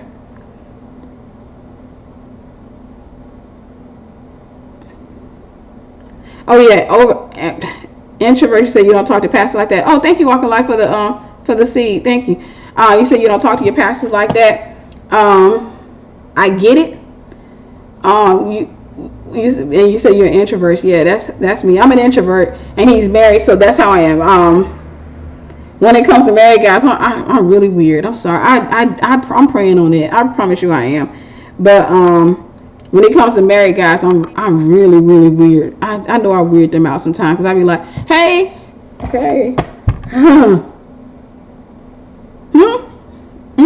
yeah, that's funny. But I got married male friends or what have you, and I think I'm better on the phone. But a lot of times, married guys, I am really weird, and so I can kind of weird them out. I'm working on that, though. I'm trying to get more socialized, because that's what they said Milo needed, was more socialization. And I'm like, I think that's what I need. Do you have any advice on finding female friends as a woman? I had to let go of my overly feministic female friends. I oftentimes find women in church are so innocent, I have trouble connecting. Overly feministic? What does that mean? I mean, we need to be feminine. What does that mean? And you need different types of friends. You need the really innocent friends. You need different types of people so you can be diverse. And so you just have to open yourself up, not be judgmental, and pray and ask God to send the friends into your life. And then when they come, the Bible says in order to have a friend, you must show yourself friendly. Just be friendly. Hey, how you doing? Birthday? Oh, today's your birthday. Okay, happy birthday. Then I'm gonna take you out this week or what have you. That's how you do that. Buy a gift, and stuff like that. Oh, thank you, Sister Mel. God bless you. I love you too. I broke my own heart, and I'm happy I walked on blind faith. Even though I'm still healing, I know the only way I'll get what I desire is if I let go. Right. Me, I'll throw myself in the lion's den. I will throw myself out of a relationship. I see, and forgive me for being overly dramatic, but the way I see myself doing myself like this. Damn, I throw myself out of the relationship. Yeah, it was overly dramatic. But I'll throw myself out of a relationship like, this ain't working. And I don't want to spend my life like this. Like, I don't want to spend my life hurting. I don't want to spend my life confused. I don't want to spend my life like this. And so I'll just throw myself out of a relationship if I have to. I need to be an actress. Thank you. I would actually love to play around with that. What if you want a relationship but you are constantly in spiritual warfare but so lonely? Deal with the spiritual warfare for right now and don't worry about a relationship. You are right now breaking relationships with the enemy. And then at the same time, at the end of the day, we're going to all keep dealing with spiritual warfare until we come off this earth. I deal with spiritual warfare. And so it is what it is. But it depends on what type of spiritual warfare you're dealing with. If it's coming from within or is it coming from without. But take your time, let God bring the relationship in due season, and don't want to get in a relationship because of spiritual warfare. You want to learn how to manage the spiritual warfare in your life. For me, I've learned to manage a lot of things that happen. So if I'm sitting back and I'm just like, just trying to think of something, if I'm sitting back and I'm going through anything or what have you, and I feel like I'm under attack, I'm praying, I'm binding the devil, I'm fasting or doing whatever I need to do, but I'm not sitting in there like, man, I need a man.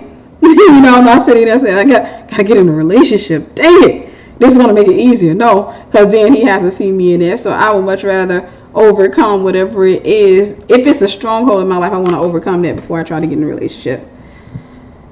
How do you feel about the term hypergamy, where women feel like their looks and femininity would gain them a rich and masculine man? That's the world. That's just how the world thinks. That's not for us. And at the same time, it's not effective. I mean, it's stupid. A lot of times, like if I had my way and you couldn't get arrested for this, I would probably go and kidnap a lot of millennial women, and especially the ones that think they're like they put too much. You can tell they're really prideful. They put too much emphasis on their looks. When I say that, I'm not talking about dressing themselves up. I'm talking about the ones who ooh, girl, ooh. Those type of females, they're deceived. How do I know? I used to hang with them. They're really deceived. And so in every generation we see this. We see women who are very prideful, who believe that their looks and they believe that their wit, their charm is going to open doors for them. And the reality is it has opened some doors. The devil will allow it to open some doors for you and give you the perception that this is going to be a continuation, but it does not, because you end up having to give a bigger offering. You got to constantly keep giving an offering. So there was a stage in my life where I felt like I was the bomb, what have you. And all of my friends were like that. We were Leviathan bound, conceited, arrogant, feeling like, and for me, I didn't have to be, and I felt like I was pretty enough, I ain't going to say that. I felt like I was a bomb, and for me, I felt like, we all are beautiful within our own rights. I feel like, I'm somebody's flavor. My friends are somebody's flavor. At the end of the day, I may not be this man's flavor, but whoever flavor I am, yeah, I felt like I'm going to be, I'll be all this great stuff. But during that stage in my life, I didn't have problems pulling guys with money. Didn't have any problems pulling them at all. And the reason was because I was overly confident, I was arrogant, and I was feisty. And I found out, I learned that guys who have money tend to like women who are feisty. You so confident, I don't care, whatever. You gonna leave who? Bye. They go to the door. They'll sit back and be like, sexy self, looking feisty, mean. Girl, get over here. They find that kind of stuff. It's weird. They find that kind of stuff sexy. But because of that, during that stage in my life, I felt like there was no way I could end up with a broke man at all, because I had so many options when it came to men with money. I had so many options.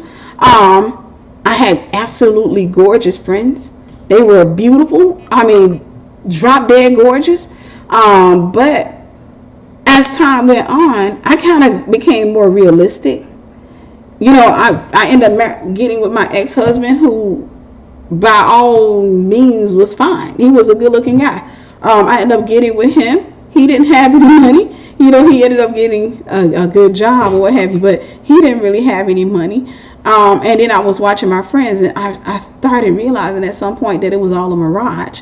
See, I kind of tapped out and woke up a little bit sooner than they did, but it was all a mirage. It looked like they going somewhere. The Bible says older women come out and teach the younger women. I tell you the truth, when I see this, it always look like they're going somewhere, and they always believe it. That's the deception. They always believe, like, when you're young and you're beautiful and guys are giving you attention and your little waist is snatched, the Bible calls it youthful pride. When you're in that stage, you have faith in your belly button, you have faith in your eyes, you have faith in your lips, you have so much faith in your flesh. And it's hard for anybody. Like, nobody can come into, I see young girls, and you can't come check them because they're going to swear you a hater.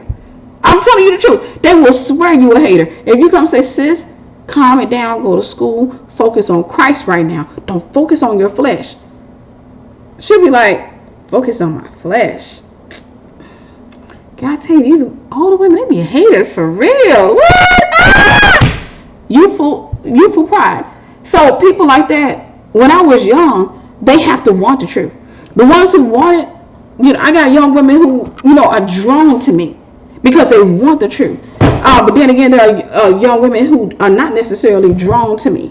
And so when it comes to women who think along those lines, I can tell you without a shadow of doubt, they will get humbled. Life humbles you. And a lot of women be sitting up looking at them like this. I don't, because life is going to humble them. Why? Because there are tons of beautiful women out there.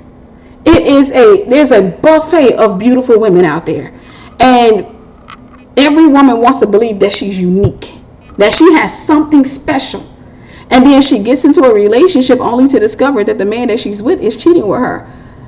He's cheating on her, and then she's like, well, how can he cheat on me?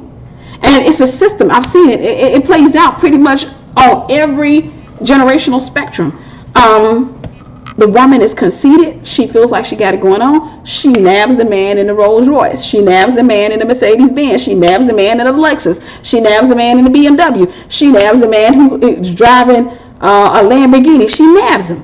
I've seen this generation after generation after generation after generation. She nabs him. She's getting picked up, and other women are looking at her like, look at her. But it doesn't eat. It doesn't last. She's nothing but the flavor of the month or the flavor of the year. That's it. That's it. It has nothing to do with love. And so the guy will get her the same way she's using him, he's using her. She is a token to him of his wealth. That's it. I remember dating a guy who was a wealthy guy. I remember dating a guy and knowing I was nothing but a trophy. I knew it. I didn't like him, but I used to get annoyed with him with the way he laughed and everything. When he laughed, he would grit his teeth together. And I was like, that's why you be doing it. He was like, why you Adam's apple be jumping and everything? That means you despise the person. So I'd be looking at him like, why you do that kind of stuff? But women who think along those lines, they typically will nab wealthy guys, and wealthy guys are not hard to nab. They're not hard to nab. I'm sorry to say that, but they're not hard to nab. Because they're wanting the women that they're attracted to too. However, he's not gonna put a ring on her finger. He's not gonna put a ring on her finger. At the most, she'll be able to say, I had him. I used to date him. I used to sleep with him. And I had him on lock for a minute. That's it, and that's all. But wealthy men tend to go after women who've gone to college. Even though, like in Mississippi, we used to say a lot of women in Mississippi, like a lot of Caucasian women in Mississippi, they had a different culture.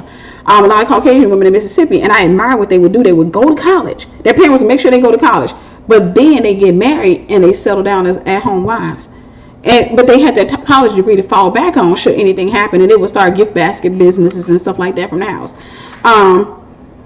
So yeah, when it comes to that, when you look at what a woman, you said she use her femininity to gain a rich man and a masculine man, she can attract him. But attracting a man and keeping a man is completely, totally different. It doesn't work when it comes to keeping a guy. Honestly, it doesn't work when it comes to keeping a guy. Now, could I have kept? Yeah, I can think up off the top of my head, one, maybe two rich guys that I could have kept, but I wouldn't have wanted them. I wouldn't have wanted them because the ones that you get, the ones that you know you can keep on, usually the ones you don't want. And it's not because you know you can keep them. It's usually the ones you're not really that attracted to. But the ones that you can't have because they fine and they know it, yeah, those are the ones that you're not gonna nab or what have you. So at the most, they end up, all they can do is point and say I had him and I had him. Because at the end of the day, what can I do? I can point and say he was my splack. That's it. That's it. So what did y'all do? We splat. So yeah, it doesn't work.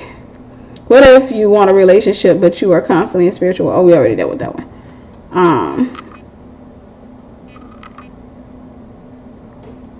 Thank you. So I got the gift of storytelling. Yeah, I got some skits I'm looking forward to recording. I got to get a camera. That's one of the things I'm going to put on my websites for those of you who are not easily offended. I am going to put it up on my website. I am going to post up. I've been thinking about that lately. I've been talking about it lately. I said I'm going to post up a wish list of things that I want to get so that I can produce more content and stuff like that. And one of the things I want to get is this camera. It's an $800 camera, but it's a really good camera. Has some, and I'm going to use that to record skits. I have quite a few things on my wish list, but I told her, I said, a lot of people reach out to me saying, I've been telling my friends this, a lot of people reach out to me saying, hey, I'd love to sow a seed into you. And a lot of times I'm assuming it's a $10 seed, it's a $5 seed, which is perfectly fine. But I've had people to reach out to me and say, hey, no, I want to sow in cases like that. I've literally had times where I was like, I don't know what to tell you to sow. And so eventually I just came up with what I call a wish list. And so I'm going to be posting that to my site sometime this week. Yeah, so that's that. Yeah, so I want to get this camera. It's a camera it costs $800, but once I get that, I'm getting a whole group of people together and we're going to have some fun. We're going to do some skits. It's going to be fun. I can't wait. No, I don't want her to think she's an option or being in part. So true. Thank you for being so real. You're most welcome. Yeah, and that's what happens in relationships. If you're in a wrong relationship, slowly but surely it sucks out your self-esteem. It declines you of it or what have you. So you have to take your time and be alone to build it back up. What's your thoughts on changing a child's last name to your husband if the child from a previous relationship and the man is not providing no child support and spending time with his kids? I think it's never a good idea because the child needs to make that decision when they get older. Regardless of what the other guy is doing, the children should never be subject to mother's feelings. And the reason for that is a lot of times I know as women, we can see like we're in a relationship. Let's just say if I'm married to a guy and I have a child with another guy, but the guy that I'm married to, he's a good husband. He takes care. He's a father, but the other father is kind of evasive or what have you. I wouldn't want to make that decision for my child if he has his dad's last name or if she has her dad's last name. Because when they get older, they may feel like, you robbed me of my dad's name.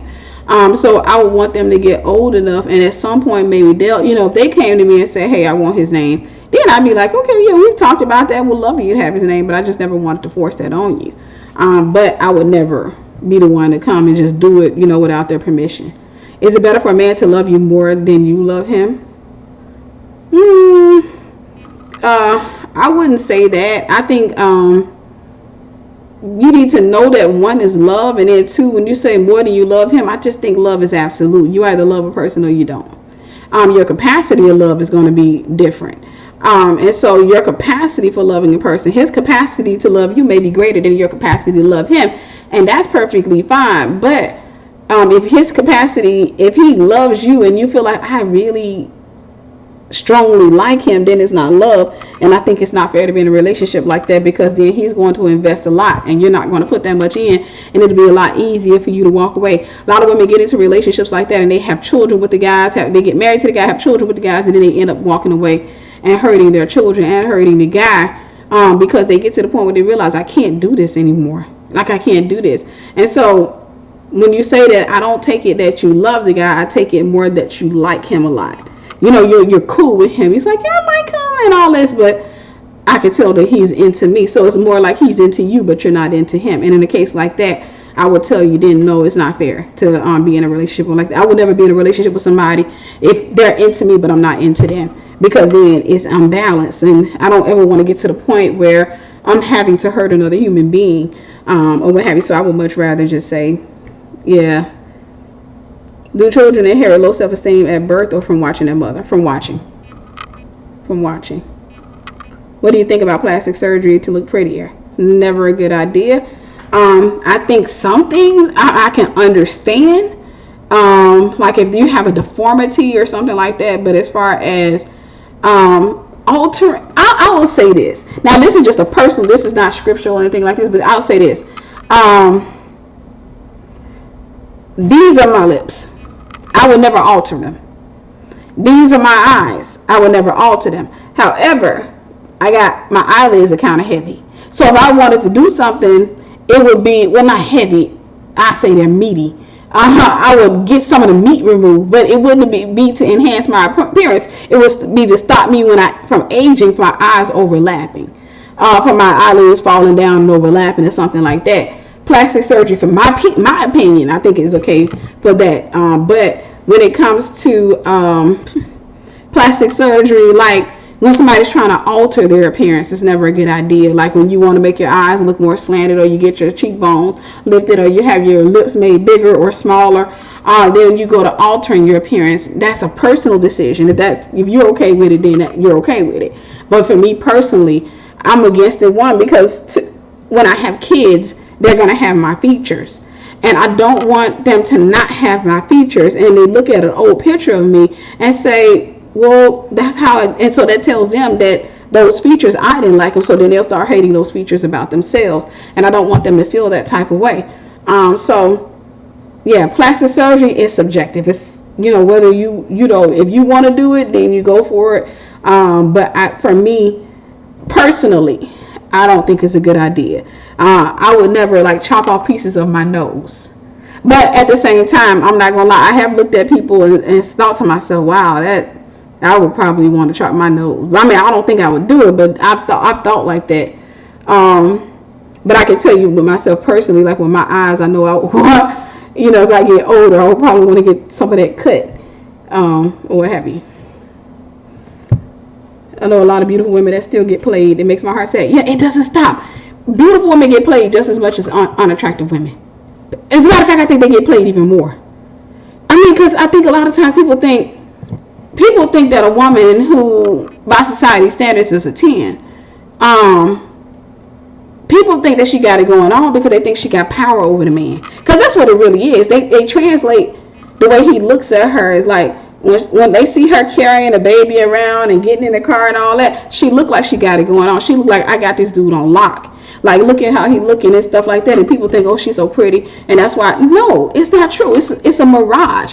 At the end of the day, what locks a relationship is love. That's what secures a relationship. It has nothing to do with the looks of a person. And so a lot of people have that deception. A lot of beautiful women and not so beautiful women have that. Well, I think all women are beautiful, but I'm just talking about by society standards. But a lot of women have that perspective where her life is going to be made easier and better.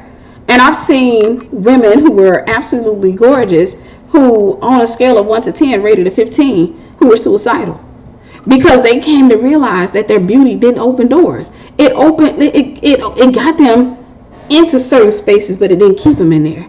And they got tired of being used. I told you guys before, I had a friend, gorgeous lady, but I remember her pointing at her face one day and crying and telling me she felt like her face was a curse.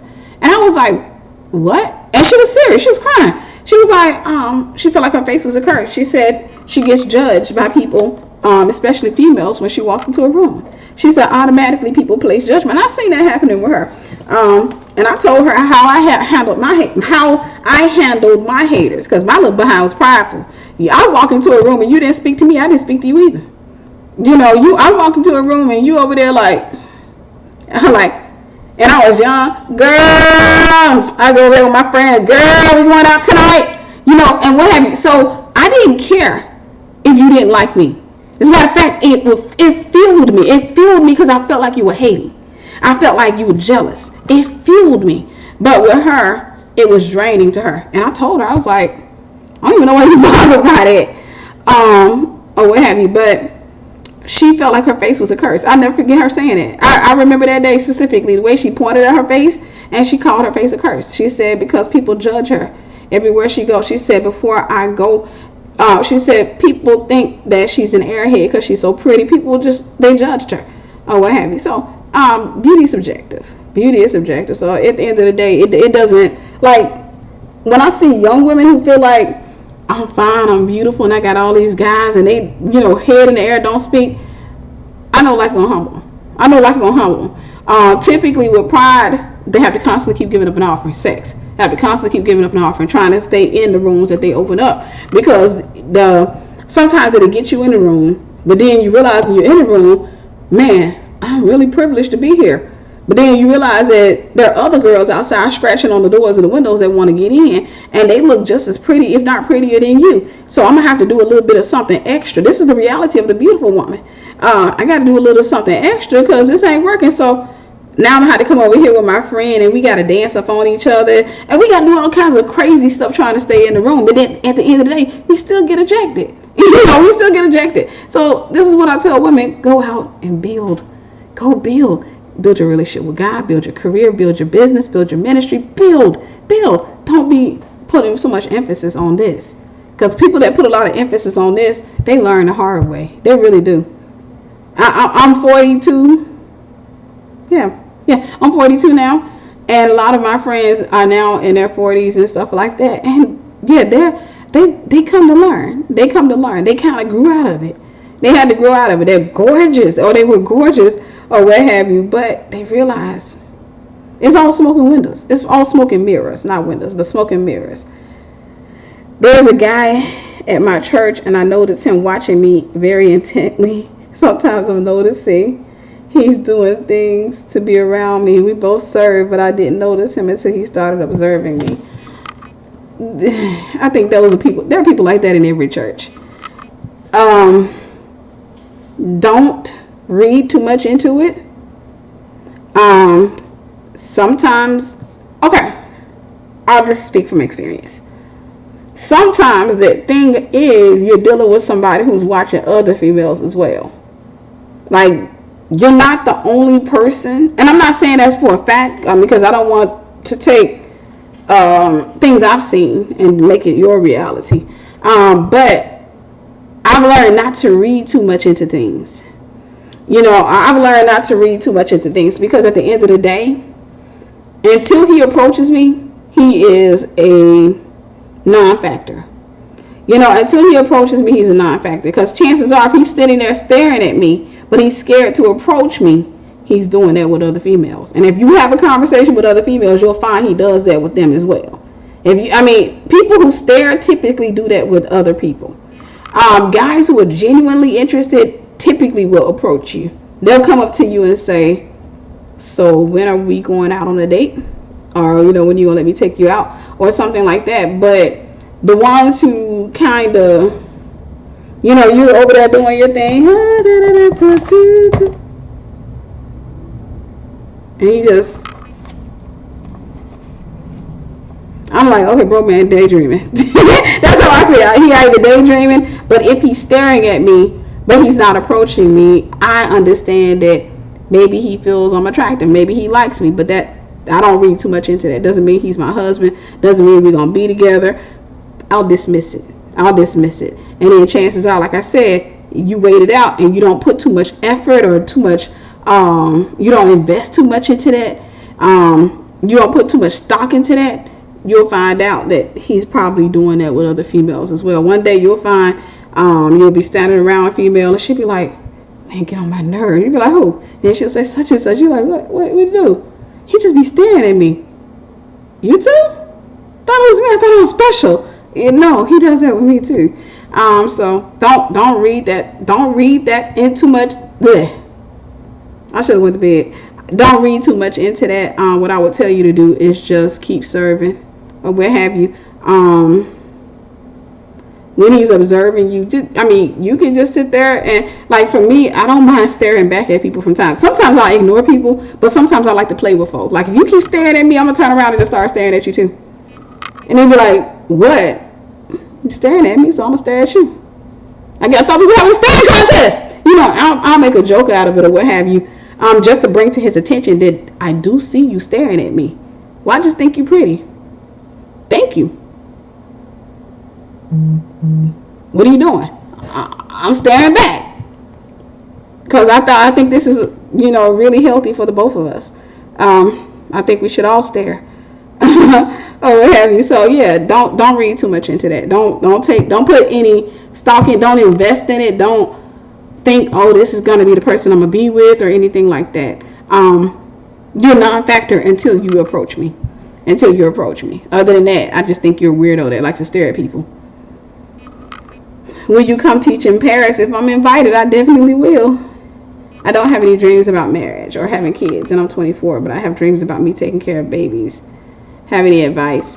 Just keep building, keep serving God, and He'll clear the dream up as you grow. You may be called to adopt, or what have you. You never know. But over time, as you age, as you grow up a little bit more, you may find that your feelings would change. So don't try to figure it out now. Just keep serving. I think a lot of times we're trying to have all the answers at one stage when we really just don't need them. The only thing you need to do, build that business God gave you, write those books God told you to write, go to college, go out and do all types of great things. Just go be great. And then in time, in due season, you may find a time, and I've seen this happen with women, you may have a time where all of a sudden you start wanting to be married, or you meet a person that's going to change your mind. But until then, don't try to figure it out.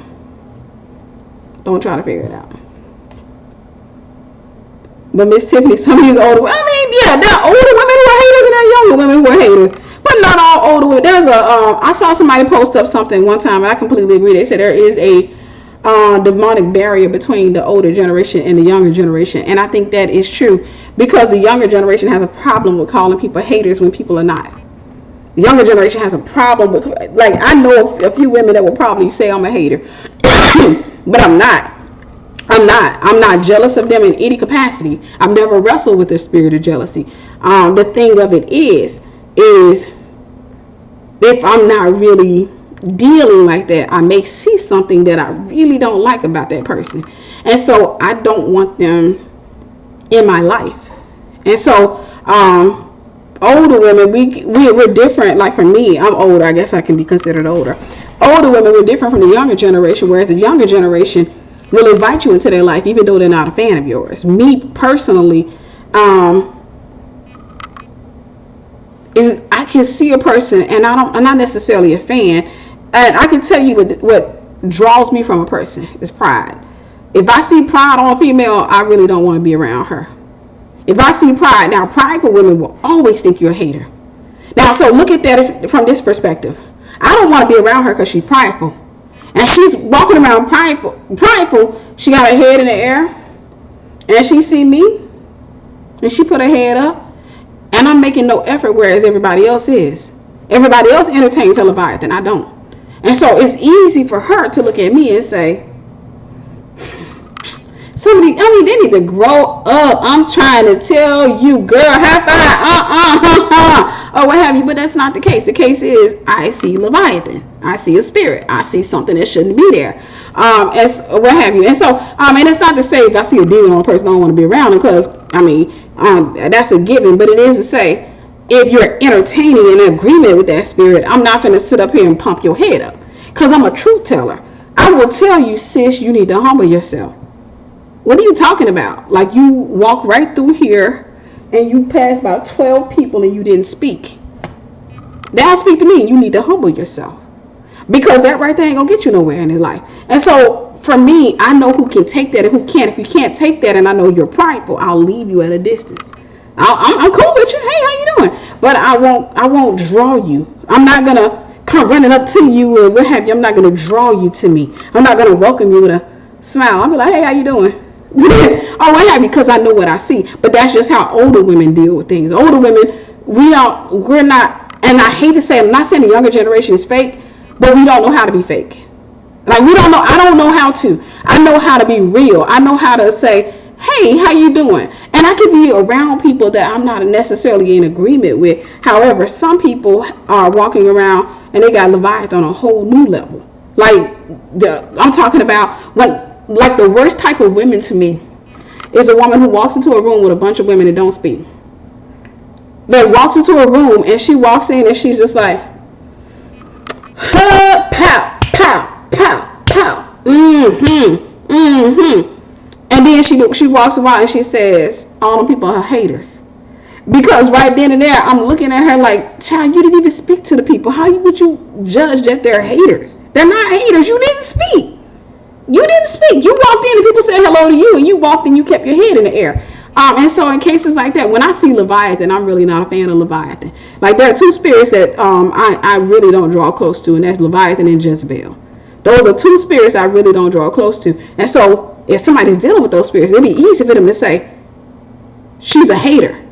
And it's not. Now, if they came up to me, and I'm just talking about, like, even in my neighborhood, if I see a young girl and she comes up to me and I'm gonna be friendly, and she says, hey, can I walk with you? Cool, yeah, that's good. But if she's trying to come into my life on a personal level, oh, you don't want to be that close to me, because I'm gonna tell you the truth. Because I know that, and I know everybody can't handle that, I intentionally keep some people, let's put a little bit of space right here between us, because I know that once I tell you the truth, you're gonna swear I did something to you. So it depends. Some older women, I can't say are haters, but I would say a lot of times they're not. In a lot of cases, it's just the way that the younger generation has learned. If you don't agree with me, you're a hater. If you're not running up to me trying to be my friend, you're a hater. And it's not like that. Because older people, we have a tendency, like, I prefer, if I try with you, you try with me. If I try with you and you don't try with me, I stop trying. That's how I work. And that's just my generation. If I see you and I'm like, hey sis, and I'm like, you're looking so cute, you're like, thank you, and you just walk off, and you have a habit of that, I ain't finna mess with you. Because right then and there, I believe what you show me. You're saying to me, I really don't want to fool with you like that. And I'm okay with that. I'm fine. Just stay like that. And then when you read into that and you see me playing with everybody else, then you feel like I'm a hater of yours, and I'm not. It's just that you're a little bit rude. You don't know how to speak to people or what have you. And so at the end of the day, it's not, I think it's just a cultural, generational gap. It's just an understanding, like the younger generation is used to hearing songs about dust your shoulder, shake your haters off and all that, and they believe that stuff. The older generation, no, we came to understand, build relationships. Like, you don't stand near me and do this with your phone. This is what the younger generation does. You standing right here next to me, and I say, hey, how you doing? Hey. And this is where the generational gap comes in.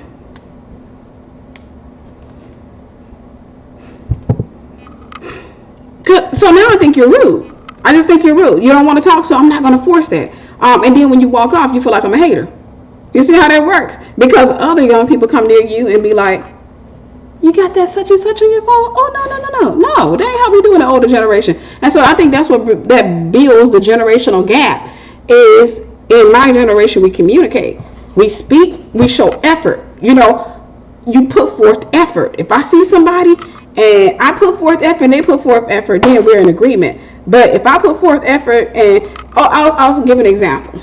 I've had cases like old job I had. You open the door for some females and they don't even say thank you. They just walk through the door. You know what I started doing? Letting the door close on. Not to say I was right, but I was not that in the Christ at the time. But I am saying that some women they don't know how to treat other women, and then when you respond, they call you a hater. And I've learned that's just how they make themselves feel better. Like, they'll treat you like you don't exist, but then when you treat them like they don't exist, they think you're a hater. No. So I think, some older women are haters, but I don't think that's always the case. I think a lot of cases it's just a generational gap of communication. We communicate differently in my generation. I'm from Xennials, X generation, Generation X, as they say. And my generation, we speak. Southern, we speak. And we open up the floor for communication. We don't do little weird things. Like I said, I'm not the best person when it comes to first time meetings or what have you, but because I can't make things weird. But if you act like if you don't speak, I'm gonna leave you alone. I ain't gonna fool with you like that. And you don't have the option of speaking to me today and tomorrow you don't speak, and then next day you speak and tomorrow you don't speak, because it confuses me, and I don't like being confused. So when you speak to me tomorrow, I'm gonna look at you. I'm gonna look at you like, about 3 shades of crazy, ain't you? You got 3 shades of crazy. Let's see here. Hear the point of the message, get the revelation. It's not about whether people are learning a lesson, right? How to trust yourself to choose right in the future after you've given all yourself. Good question. I don't trust myself to pick the right guy. So for me, I put it in God's hands, and I have a multitude of counselors. So, and I have a multitude of counselors that I trust. Whenever I do start courting, my guy has to go through my multitude of counselors. Meaning, now I'm not going to tell him, you want to date me, you call him. I ain't doing no Jezebelic stuff. But I will, if I find myself like I really like him and he likes me, and I think it could potentially go somewhere, I will reach out to my multitude of counselors and say, hey, here's this guy, and we started talking, or what have you, and they'll probably say, hey, invite him to church, or what have you. I'll have my multitude of counselors on it. And what have you, and if my multitude of counselors, especially for example my pastor and first lady, if they come and say, not feeling him, your pastor should be your first counselor. If they say, just pray a little bit more, then I'm probably gonna break up with the dude, because I know that with me I could choose. I like really smart guys. Like you're real smart. I like really smart guys. I like guys I can have a 5-6 hour conversation with. I like really smart guys. I don't like, yo, what's up? I'm not just trying to strong, silent type. He's silent because he ain't got no brain cells left. And I'm sitting over there trying to have a conversation with him, and I'm like, listen, are we being, so what is this? I don't know if you want us to be excursion or what. Excursion? What are you talking about? Excursion, like you just want me to date you. Exclusive? Or what have you. So yeah, at the end of the day, what was your question? I got funny and forgot. How to trust yourself to choose right. Oh, at the end of the day, I'm not trusting myself. Because I know me, I can be like, oh, I really like him because he's smart. He's going to college, and dude is not just going to college, but he's a whiz. Like, he's really intelligent. And they say typically women go for people who are like their dad. My dad's a genius. And so because of that, I typically like really smart guys. I like guys that can tell me stuff like that. Yeah, to tell me some stuff. But that hasn't worked for me at all times. And so I know to get other people involved. I've never met a rich guy. Most of them I feel are into worldly women. A lot of rich guys are into worldly women, but that's why you go up and build your wealth. And women who build their wealth typically will marry a wealthy man. If their self-esteem, if you build your self-esteem with your wealth. But if your self-esteem stays low and your wealth goes high, you will typically buy yourself a guy. And I've seen women do that. They'll buy themselves a guy. But rich, worldly guys, and even some rich guys in the church, because they're still worldly, still connected to the world, will typically go for worldly women. But I don't want them anyhow.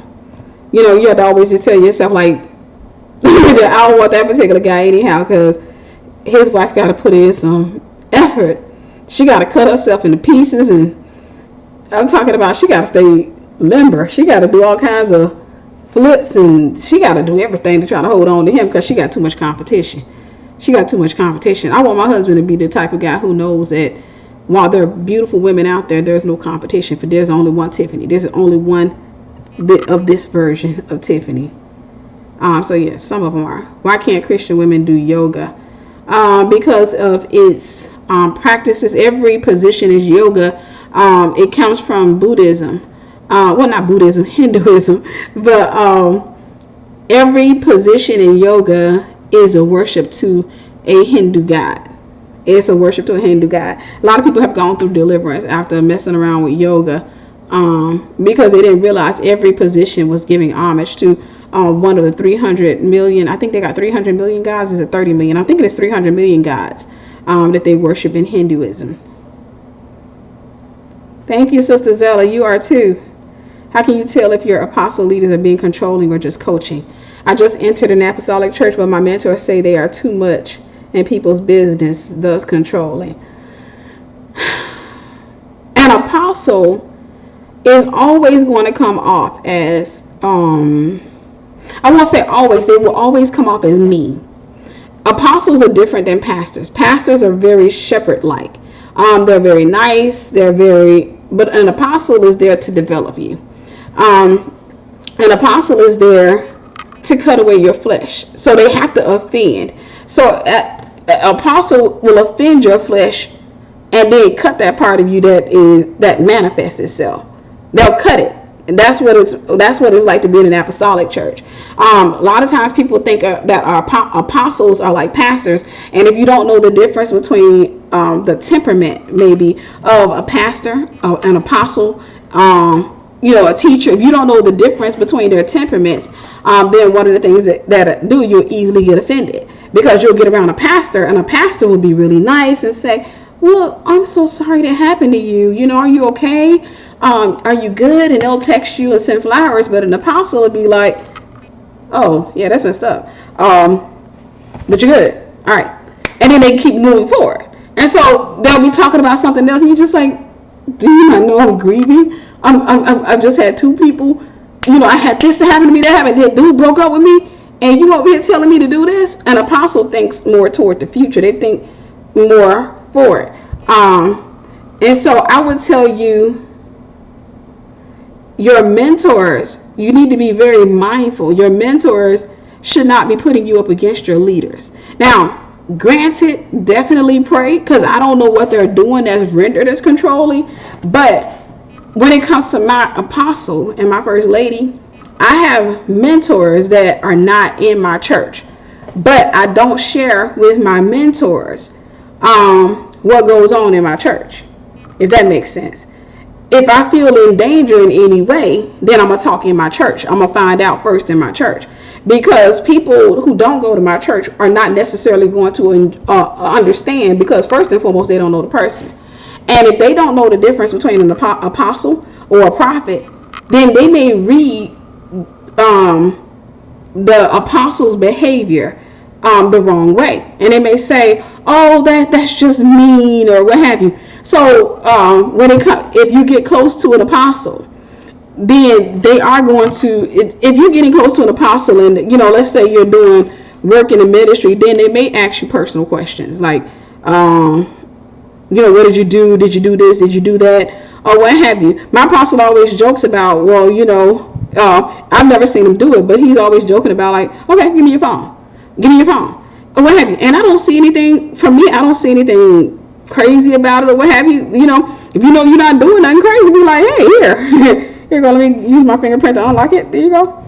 It's not an issue. The only time I would say somebody is controlling is if I gotta disclose every facet of my life. Like I can't breathe. I can't go nowhere. That type of stuff. Like I can't breathe. But some things you have to be accountable for. A good example. Oh, my alarm going off. I was supposed to be in bed. But a good example is I serve in my church. I work as an armor bearer with my leaders. I just co-authored a book with my apostle, which means that if my apostle came up to me and said, hey, Tiff, I need to kind of check you out a little bit more. For me, that's fine. But if you don't understand that, you probably would take offense to that. If I was to say to another person, this is something we do, they may not necessarily understand that. So it's kind of like somebody else's house. If I go tell somebody what's going on in my mom's house, they may not necessarily understand or agree with it. But that's the culture of our house. So when it comes to the mentors,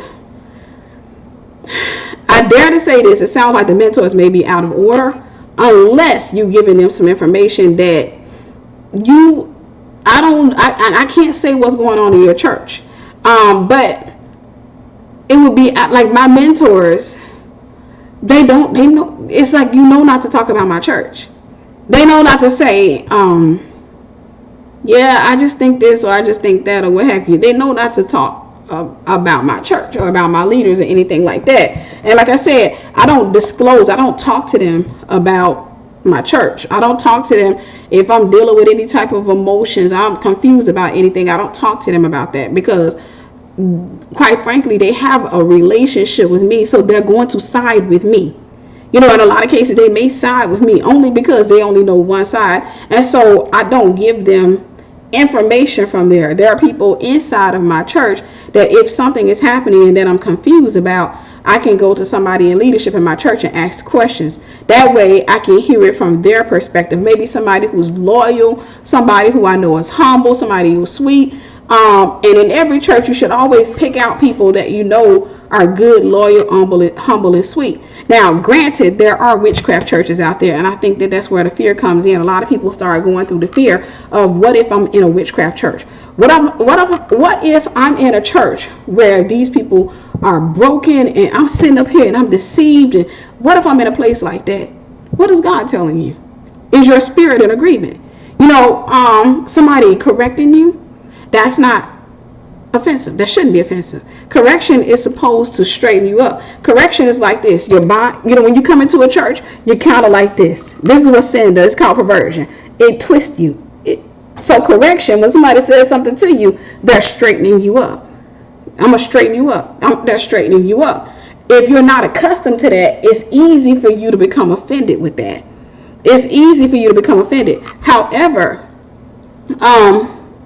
if I'm in a place and people are telling me, like, let's just say I'm dating a guy, and I go and I say, hey, I met this guy, and they say, yeah, don't like him, get rid of him. And you don't give me a chance to explain, then, we got to have some conversations or what have you. But if I say, well, I just want to see him a little bit longer, then you start punishing me for that. Then, I'll be like, okay, what's this about? And if I see that all the more in different little things, like you're punishing me, like you're not speaking to me, you're putting distance, then I'm probably going to be like, yeah, I need to talk to you. But what have you. But I think,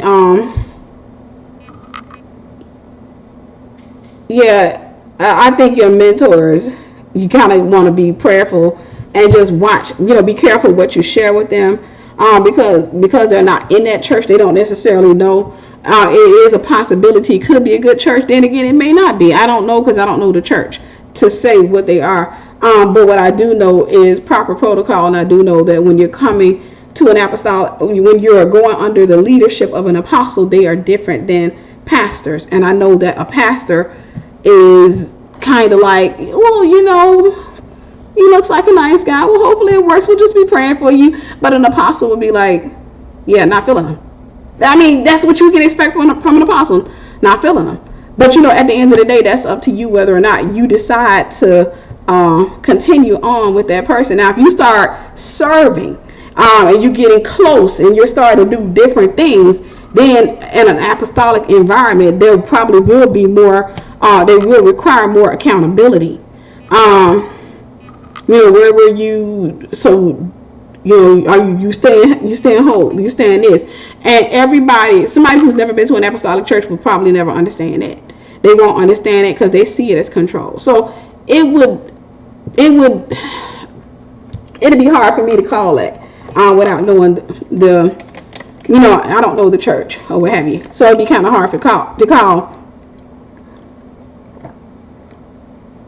But what I will say is, I think it's out of order for them to say they're controlling, they're too much in your business, in people's business and stuff like that. How do they know they're in people's business? Do they go to that church? So how do they know they're in people's business? What's an example of them being in somebody's business? That kind of stuff. Right. What do you think of marrying a man that struggles? Let me go back here. I hate when I go up this far.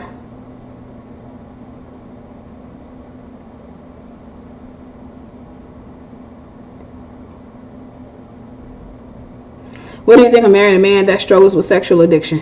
Don't. Unless you want to go to hell and back. Don't. Don't.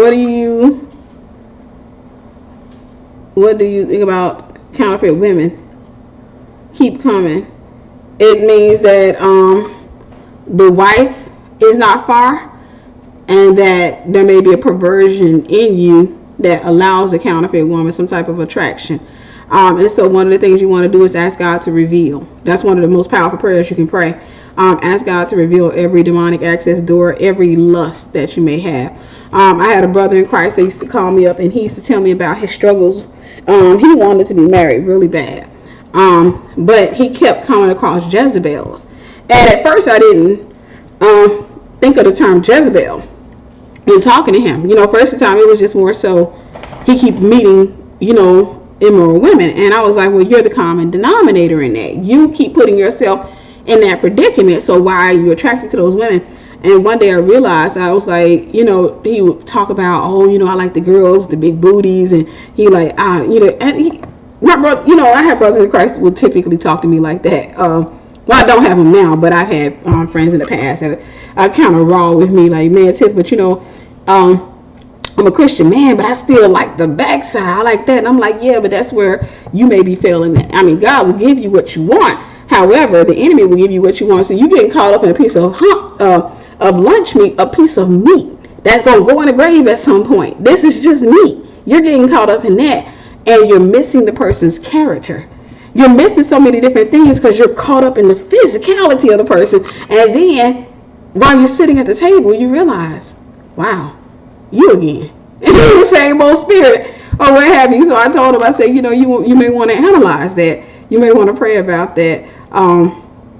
So yeah, definitely pray. Ask God to open your eyes. Ask God to purge you of any worldly perceptions, because it's the world that tells us what's beautiful. It's the world that tells us what we should be looking for. And when we are in the church and when we're still struggling with that, a lot of times we will be attracted to counterfeits, and they'll be attracted to us, and then we get mad because they're counterfeits. Sometimes I like to think of it this way. Man goes to a parking lot. He wants to buy himself a new car. All he has is $14,000. Today $14,000 is not going to buy you a brand new car. It's going to be a used car. But he goes to this car lot, and it's got all these brand new shiny cars on the lot. It also has some slightly used cars, got 5,000, 6,000, 10,000 miles on them or what have you, but he's determined to have a new car. Now, he can afford to go over here and get the car that has 5,000 miles on it, and he can afford to, as they say, pimp it out, paint it and do all this other stuff. But because he struggles with comparison, he decides to put himself in debt. So he goes and he pays $10,000 down on a car that's going to cost him 30 grand, and he ends up going into debt. And so now he ends up paying with a tag and title, insurance, all of that, during it depletes him. And so now he has his car he has to pay for the next 3 years. He's paying these monthly notes plus his high insurance for the next 3 years on this particular vehicle. He owes $17,000 plus interest. He complains about it. He's mad because, man, this is taking a lot out of me. Then I got to put this, a few years later, I got to put the car in the shop, get stuff fixed. This thing is expensive. But the thing is, there were cars on the lot that he could afford at that moment, but he didn't want to put the work in. He didn't want to put the time in. He didn't want to put the effort in. Then there's a guy that goes onto the lot and says, this car, I got 14,000. That brand new was 27,000. This right here is slightly used. It's $12,000. I can get this and I won't owe a note, and I can put some time and effort into it and put some money into it, and he does that. And he's free. So he drives that car around, he paints it. It's a good looking car. And it runs just as good as the brand new cars. It's, but it's all about the effort that you're willing to put in. Sometimes people are determined to have a woman that has so many different qualities to her. Like I said, this brother in Christ, his thing was he had this image of what his wife should look like. He was so enamored, like he was so caught up in that image that it was ensnaring him. And so when he came across really decent women, which I'm sure he did, when he came across really decent women, he wasn't that attracted to them. He's like, yeah, it's a good girl, but yeah, I'm just not that, that's just not my forte. And I told him at one point, I got to a point, I said, bro, you're attracted to Jezebel. You need to get delivered. And he was like, what? I said, you need to get delivered from that Ahab spirit. You are attracted to Jezebel. Like it's something about, if she got a big butt in the Jezebel spirit, you are running. You over there, and then you're complaining when she starts acting like Jezebel. So, definitely pray. Let God purge you. Let God clean you up. Once he does, just, open your eyes to see other, because a lot of times, like, women will say, good men, and they sitting next to good men. They'll be sitting there, got good men all around them, but because of their blindness, they'll say, ain't no good men, and men do the same thing. Ain't no good women out here. I had brothers to sit up, and thankfully these weren't guys I was attracted to, they were just brothers in Christ. But they sitting there talking to me, a good woman, and telling me, ain't no good women left. I'm like, dude, you on the phone with you? You cool, but I'm saying, and it's like, no, your issue is you have an idea that the world has cultivated that you're trying to fulfill. The world told you your wife needed to look like this, this, and this, and you bit into that apple. And so you over here trying to find Miss Good Hair with the big butt. You over here trying to find a certain image, and then you get mad that you do keep finding her the outside, but you put more emphasis on the outside than you did the inside. And that's actually true for a lot of Christian men. A lot of men put more emphasis on the outside than they do on the inside. And so they get frustrated because they keep finding the exterior of what they want. They keep finding the body, but the engine messed up. They keep finding the body, and they just like, man, some of these, what's wrong with all these pretty women? You keep finding what you want. But when they come across a female that is beautiful on the inside, and maybe she's decent on the outside, or what have you, they're not willing to put in the time or the effort, or what have you. So definitely just pray. And it's the same thing, not just men, women do that as well. Why would a strange man approach you other than looks? A strange man can approach you for any reason, but it's not so much a strange man for the most part. We meet in Christian environments. Christians tend to meet each other like Facebook, at church, Christian events, or, just out. I've met Christian guys standing in line at the grocery store. We didn't exchange numbers, but I've met them, had conversations with people. So you do meet people just, in passing or what have you. But some people do meet you because of your looks or what have you. Some people do come up to you because of the way that you look. But there are cases where you do meet people. A lot of times, I think most relationships, most marriages that I've seen came through, wasn't through somebody approaching, it was through somebody introducing them. Like a friend introduced this woman to this guy, usually a married friend whose husband has a single friend, and she's like, ooh, girl, I think you'd be perfect for Trump. I'm trying to say Tyrone and Troy. Tron. We'll say Tron. I think you'd be perfect for Tron, girl. Well, you'd be perfect for him. He got a friend. Baby, what you think about Tron? And I've had married friends, and they've done that with me. They be like, wait, what did you say? They prophesied your husband. How do you look again? And I'm like, and then they be like, and my alarm go again. They like, I know the perfect person for you. And I'm like, nah, don't think like that. And the young women I feel with a lot of lust, pride, sexual immorality. A lot of them are. Even in church, a lot of them full of lust. Pride, I see pride and sensuality. Oh God. But it's something that is purged over time. So I don't judge because it took time for me to get purged of that stuff. But I look at women and be like, wait. Oh, okay, but that's not what I do, nor is that my intention. I just want to control and sketch my body. Find balance if you want. How do you act around men if you're attracted to them? My brother has a friend who is handsome, goes to our church. I barely talk to him because I don't want to make things weird, so I avoid him. That's typically my mode as well. If I like a guy, I'll probably avoid him. I'll weird him out even more. I'll weird him out even more. But I think, just being friendly and talking and hey, how you doing, and try not to be so obvious, and then too reading into, because like for me, I'll kill attraction quick. I believe in, like, if I find any type of attraction to a guy, I'll go ahead. My first thought is, I don't want to stay here for a long time. Like, I don't want this to become a 3-month thing or a 6-year thing, or if I had a crush on him for a long time. I don't want that, because I like the space in my head. I like to keep that somewhere else. I don't like to occupy my space. So what I'll typically do is I'll look to see if there are any sign that he likes me back. If he doesn't show that, he doesn't like me back, then I'll take away my interest. I've learned how to do that. I'll take away my interest. So I can see a guy and think he's cute and still not be interested in him. See, you got to know the power of the mind. I can see a guy and think he's cute, and then take away the fact that, and I can take away my interest. So I won't leave my interest parked in a guy who shows who doesn't reciprocate that interest or what have you. And so I haven't done this a whole lot because I haven't had this problem, but if I come across a guy, and I have done it, if I come across a guy and he, if I like him and he shows little to no interest in me, I'll unplug myself from him.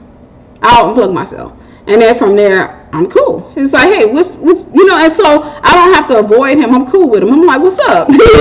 I'll talk to him and I'll laugh with him or what have you, but only because I unplugged. I don't ever want to be in a spot where, and I think every Christian person needs to learn how to manage themselves like that. You learn to manage your mind. That's one of the things I took time off to learn, is to manage my thinking. Like, a lot of people are so led by their emotions that they allow their emotions to lead them astray.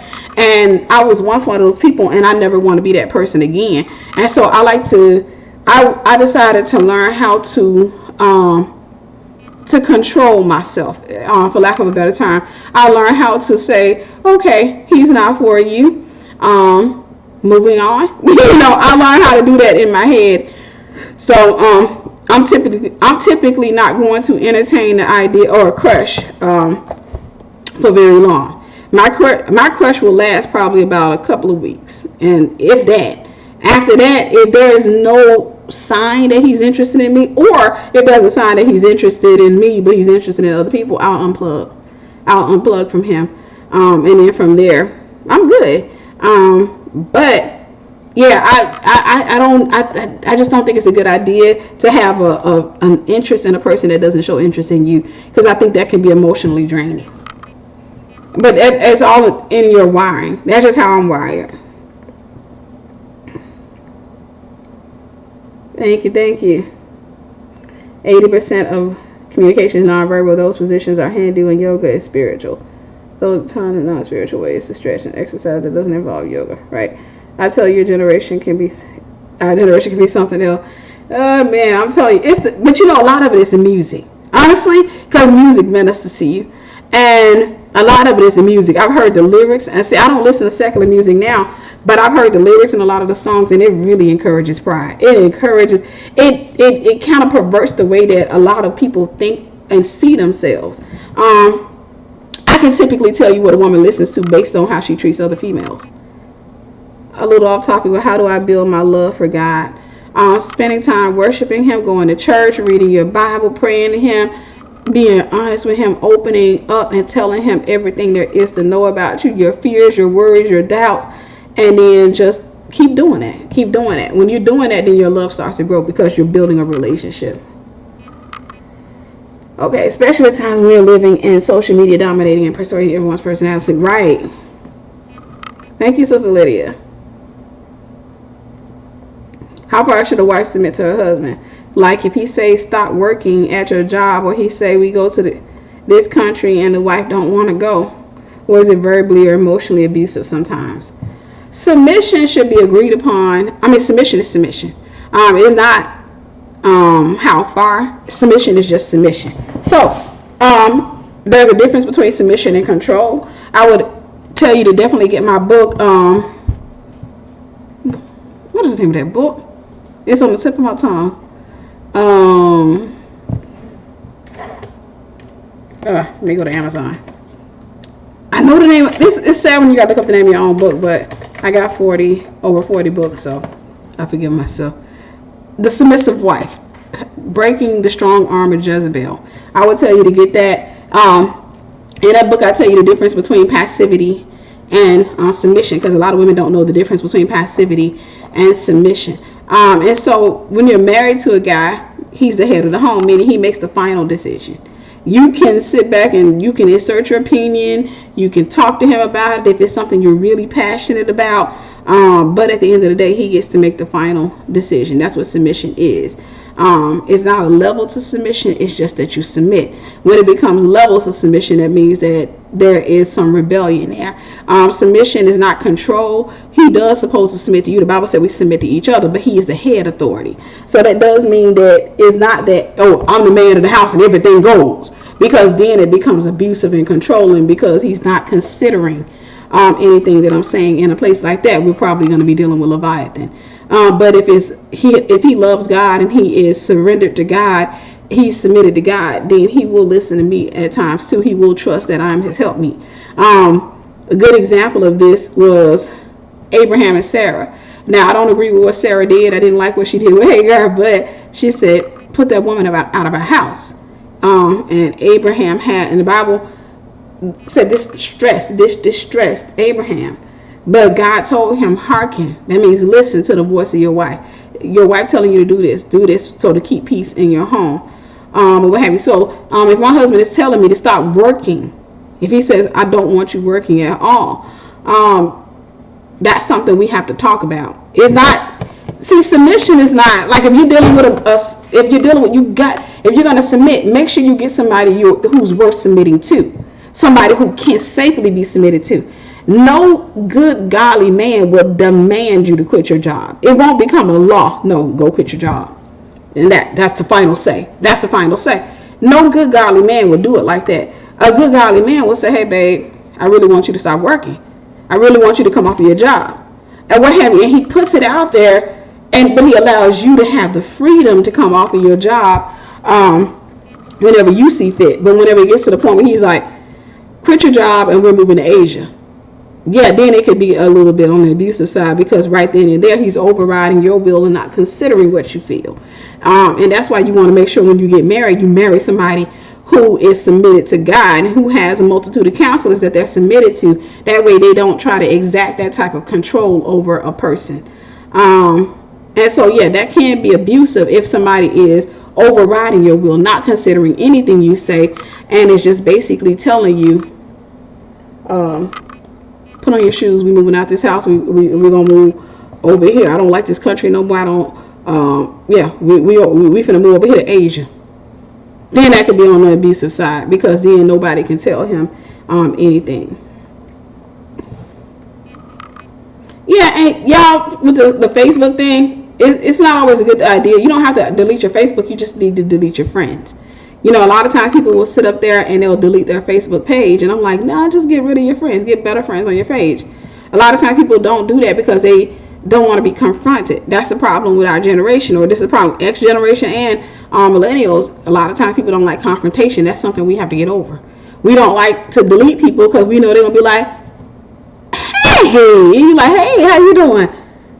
I was looking and I didn't see that I was on your page anymore. Yeah, because you post up naked pictures. I love you, I ain't got no problem with you, but I got tired of seeing your crack. Or you post up messy stuff. You know, you're always talking messy on your page. And when we get to that point where we're bold enough to have conversations with people, I think we can make an impact. But I know people that are constantly deleting their pages, and they're like, I just need to go on a sabbatical. And the page is draining them. And I'm like, go get some of those people off your page. If you got the right people on your page, it's a different experience. How do I begin to deal with my trust issues? I've been so hurt and let down in the past that I don't trust nobody. Oh, welcome to the club. All of us have been to that point at some stage in our lives, or some more than others. I have been to hell and back. So trust was definitely an issue of mine. And that's something that we grow in. And so the thing about it is first and foremost, you got to understand that everybody in your life is going to disappoint you. Now, first, you get that in your head. That doesn't mean that they're going to severely disappoint you. They're going to disappoint you. You disappoint yourself. So you got to give them the grace to do that. I think it's erroneous and even abusive to have a relationship and not expect to be disappointed. Sorry, this water is giving me life. But I think it's erroneous to have a relationship and not expect to be disappointed. You're going to have relationships with people, and they're going to hurt you. They're going to disappoint you. That's one of the things you have to give people the grace to do. Then, once you get to that point,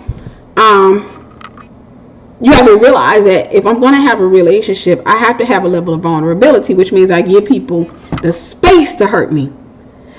I can't sit there and say, I want to be married, have children, and have a house, but man, I don't trust nobody. Because then I'm telling a man to come inside my very limited area. Because I've constricted this space because of what this guy did to me that I got with when I was in rebellion. I've constricted this space. Now you got to come into this little bitty world of mine and you got to deal. No. And so with trust, it's not a feeling that you have. It's a risk that you take. Did y'all hear that? It's not a feeling that happens. I've wrestled with trust issues, but it's not a feeling. It's just a risk I have to take. So I get people in my life and they don't necessarily they got personality types that I don't necessarily trust those personality types. Like, I'll give you an example. A woman who's very dominant, I don't necessarily trust her. And when I say dominant, I'm talking about, come on, Tiffany, girl, we're gonna go over here. I don't trust her. And the reason I don't trust her is because I don't trust myself with her. Because I know I'm gonna get tired and I'm gonna be like, look, at the end of the day, you want to go somewhere, go, please, but do not try to force me. I don't like this whole control stuff like that. And that's because I've been around people who had dominant, controlling spirits. And so I'm gonna buck on her. I've had friends like that. They say, girl, you go to bucking. Yeah, I'm a buck on her. Because I'm like, don't do that. Just say, hey, Tiff, I'm about to go here. Would you like to go? And so that's because we are on two different sides of the spectrum. On my side of the spectrum, I'm extremely polite. Hey, sis, I'm going to go here. You want to come? And on that side of the spectrum, they're extremely inconsiderate to me. They're just like, man, please, I'm about to go. Tiffany, come on, let's go. Who are you talking to? No, don't do that. So the thing about it is, I found I can have relationships with people like that. It's just we have to communicate. Because both of us can be in balance. We both have to kind of meet in the middle of the spectrum. I'm way over here on my side. She way over there on her side. So we have to meet. And I have to tell her, sis, I love you. But this control stuff, like this, girl, please. You know what? Do her hair like this. Do her hair like this. Now she finna try something new. Don't do that with me. I know you do that with your other friends and they ain't got a problem, but I don't like controlling people. I just don't like controlling people. So your best out for me is to say, Tiff, look at this hairstyle. It'll look cute on you. Tiffany, try it. I think it'll be really pretty on you. Just give it a chance. And I'll likely take your advice because, I'm having time to think about it in a logical space. But when you go up here, my brain goes somewhere else. So I go into defensive, like, wait, maybe my alarm goes off. Control, stop, don't do that. So in short, you have to just have relationships with people and learn how to communicate with them. Trust issues usually comes from our inability to communicate. In the past, we failed to communicate our boundaries, and we failed to enforce those boundaries, and we got hurt as a result. Well, no, you just learn the lesson. You don't go into seclusion and isolation and say, well, I don't never want to deal with human beings again. That's what I did. I didn't want humans. I wanted to have me a big old house in the country with a bunch of dogs. Just have me about 3-4 dogs running out, like 5 acres of land. I'm good. That's how I wanted to do. But I had to come to the conclusion and come to understand that, hey, you need relationships. You got to have relationships with people, which means that, yeah, you are going to have to tap into that authority that God gave you. And sometimes you have to have conversations with people that you don't necessarily like to have. For me, I don't necessarily trust myself with conversations because I know I can get passionate. See, because I'm really nice and soft-spoken, but I can get really passionate too. I can get to the point where it's like, sis, and I did that with a friend and flipped her out. I've done that with a couple of my friends and flipped them out. But I get to the point, like, at the end of the day, see, like, at the end of the day, like I said, don't do this with me. You do it. Okay, do what you do. I can get really passionate in that because I believe in certain things. But I've learned that that's okay. I've learned that that's okay because when you're building a friendship, when a person is on one extreme and you're on the other extreme, you have to communicate. And sometimes when somebody's on their extreme, they'll keep pulling you no matter how much you oppose them, and you're saying, don't do that, sis, don't do that. And so sometimes I have to say, I've told you 1,000 times. So look, if we're going to be friends, this has to happen. We're going to have to meet in the middle because I'm not doing it your way. I know you think your way is better and I think my way is better. That's normal. But we're not doing this your way. And I found that in doing that, I've had people to walk away from me, and I've had people that stayed, and we built really good friendships. They respect my boundaries and I respect theirs. So yeah, that's the thing. So it's just like I learned that it's not so bad. It's not so scary. It's just in the path. I didn't know how to communicate boundaries that well. I thought that because I was nice, everybody was supposed to be nice. I thought that it was just common sense that you don't do this and you don't do that. And when I found out everybody didn't have common sense or they didn't exercise it, I got really, really mad and started wanting to withdraw myself or what have you. I went off on a couple of people. But yeah, you just have to take your time and you have to be willing to be vulnerable. Look at what you want. Ask yourself, say, what is it that I want? And if you decide I want to be married and I want to give my husband the freedom to be happy, I don't want to, like for me, I don't want to box my husband in. I don't want to box my friends in. I don't ever want to be that controlling person. I don't ever want to be that type of person toward any person. So because I don't want that, I don't put that out there for other people. So I give people what I want in return. So this is how I combated my trust issues. I give people what I want from them. If they don't give it to me, that's fine, because you are your own human. But if I feel like your ways are rude or what have you, if they're infringing upon certain boundaries of mine, or if I feel like I'm giving more than I'm taking, then first I'll stop giving as much. So I'm going to go and start matching what you gave. If that becomes a problem with you, then we're going to communicate. So I've learned that communication is the very thing I was afraid of is actually my strongest attribute. It's crazy. The very thing I was afraid of is my strongest attribute, because I know how to break things down for people. I don't skid around the top with them. I know how to break it down and say, look, I've done this, this, and this. Your issue is you like to say thank you, but you don't like to say you're welcome. And they're like, what are you talking about? I say, it's clear. You want me to do this, this, and this for you. You're an imbalanced person. I don't have those type of friendships with people. I don't do imbalance. I understand they're going to be imbalanced in certain seasons, but I've been your friend for several years now, and ever since we've been friends, it's been an imbalance. And so I can't keep doing this with you where I'm giving and you're not giving. I'm giving you, and so I'm giving them an opportunity to correct their behavior. If they don't correct it, then I'll take my distance from them. And I'm not going to lose any trust, because I know that I'm not the only person that's like me that's out there. There are people out there who are loyal, who love, and they just want to have, good, balanced friendships. And there are people out there that are willing to give them. So I got balanced friends, but I had to take the risk of making friends and stuff like that. And then when I got those balanced friends, I realized those friendships look nothing like the friendships I had. Like, they look nothing like those. Like the calls every day, want to talk. I don't get that anymore. My friends now, I barely hear from them or what have you, but it looks nothing like that. So yeah, hopefully that helped you, sis.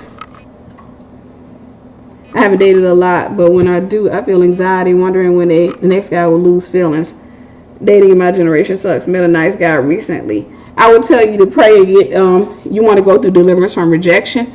You want to get maybe counseling to deal with whatever rejection that you've been through, because anxiety is a strong word.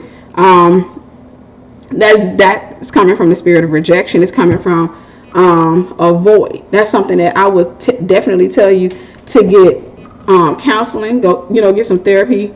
Counseling about it or what have you, so that you can go through that, go through deliverance. I would tell you not to date right now, but to take your time so that you can heal from the wounds of rejection. Otherwise, you'll keep dating people who are not for you. So, what about you? What do you do about counterfeit? Yeah, okay. I'm about to close in a minute, guys, because my house, I need to get ready for my class tonight. My parents gave birth to me at 17 plus 18, and at 6 months old, she gave me to my dad's parents, who raised me to adulthood. She stayed out of my life. When I was 7, he married, but his wife never cared about me. I'm sorry to hear that, sister. I think she was jealous of me. I never had a mother. How can I assure that I don't overpour or spoil my 3-year-old?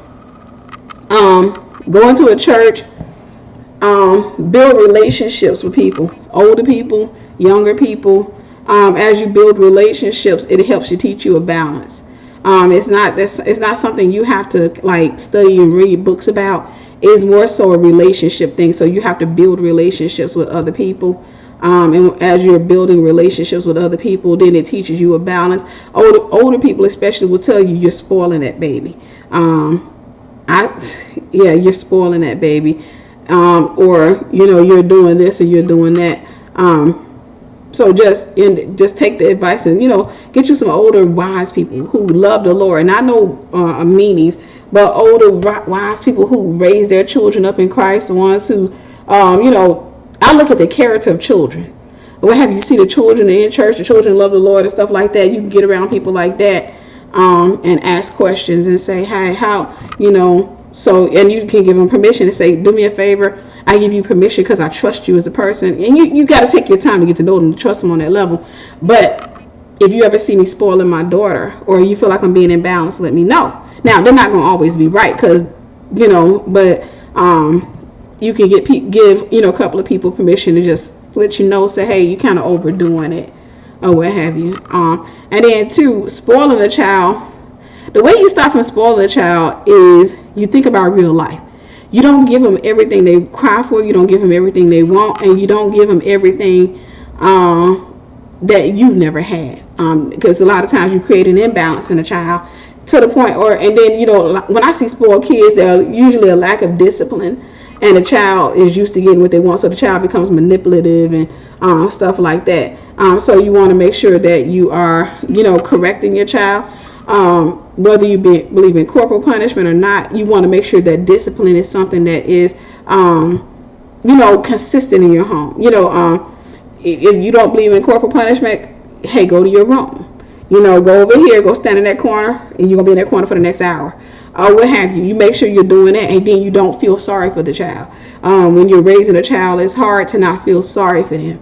You have to sit back and tell yourself, like, I want him to learn, or I want her to learn, and I don't want them to make this mistake, or what have you. And so if you see an issue in a child's life, you address that issue, and then you make it a law that they're not allowed to do that, like coloring on the wall. If I got a 1-year-old that's coloring on the wall, I'm going to say no, and I'm going to take the crayons from him. And then he probably won't see those crayons for a while. When I give them back to him, I'm monitoring him, I'm watching him. So I see him script, on paper and stuff like that. But I'm also watching him. He goes back, I'm going to take him from him again. No. Now, I may hit on the hand, or I may say, go over here, sit down. No, he gets up and cry, I'm going to go sit him right back down. He gets up and cry, I'm going to go sit him right back down. This is going to be a consistent thing. Go, sit down. And I'm going to keep getting up, sitting back down until he's, and I'm going to say, quiet, quiet, quiet, quiet. But I'm making it known that this is a no-no. Like, it's not an option, because the test with a child is it an option?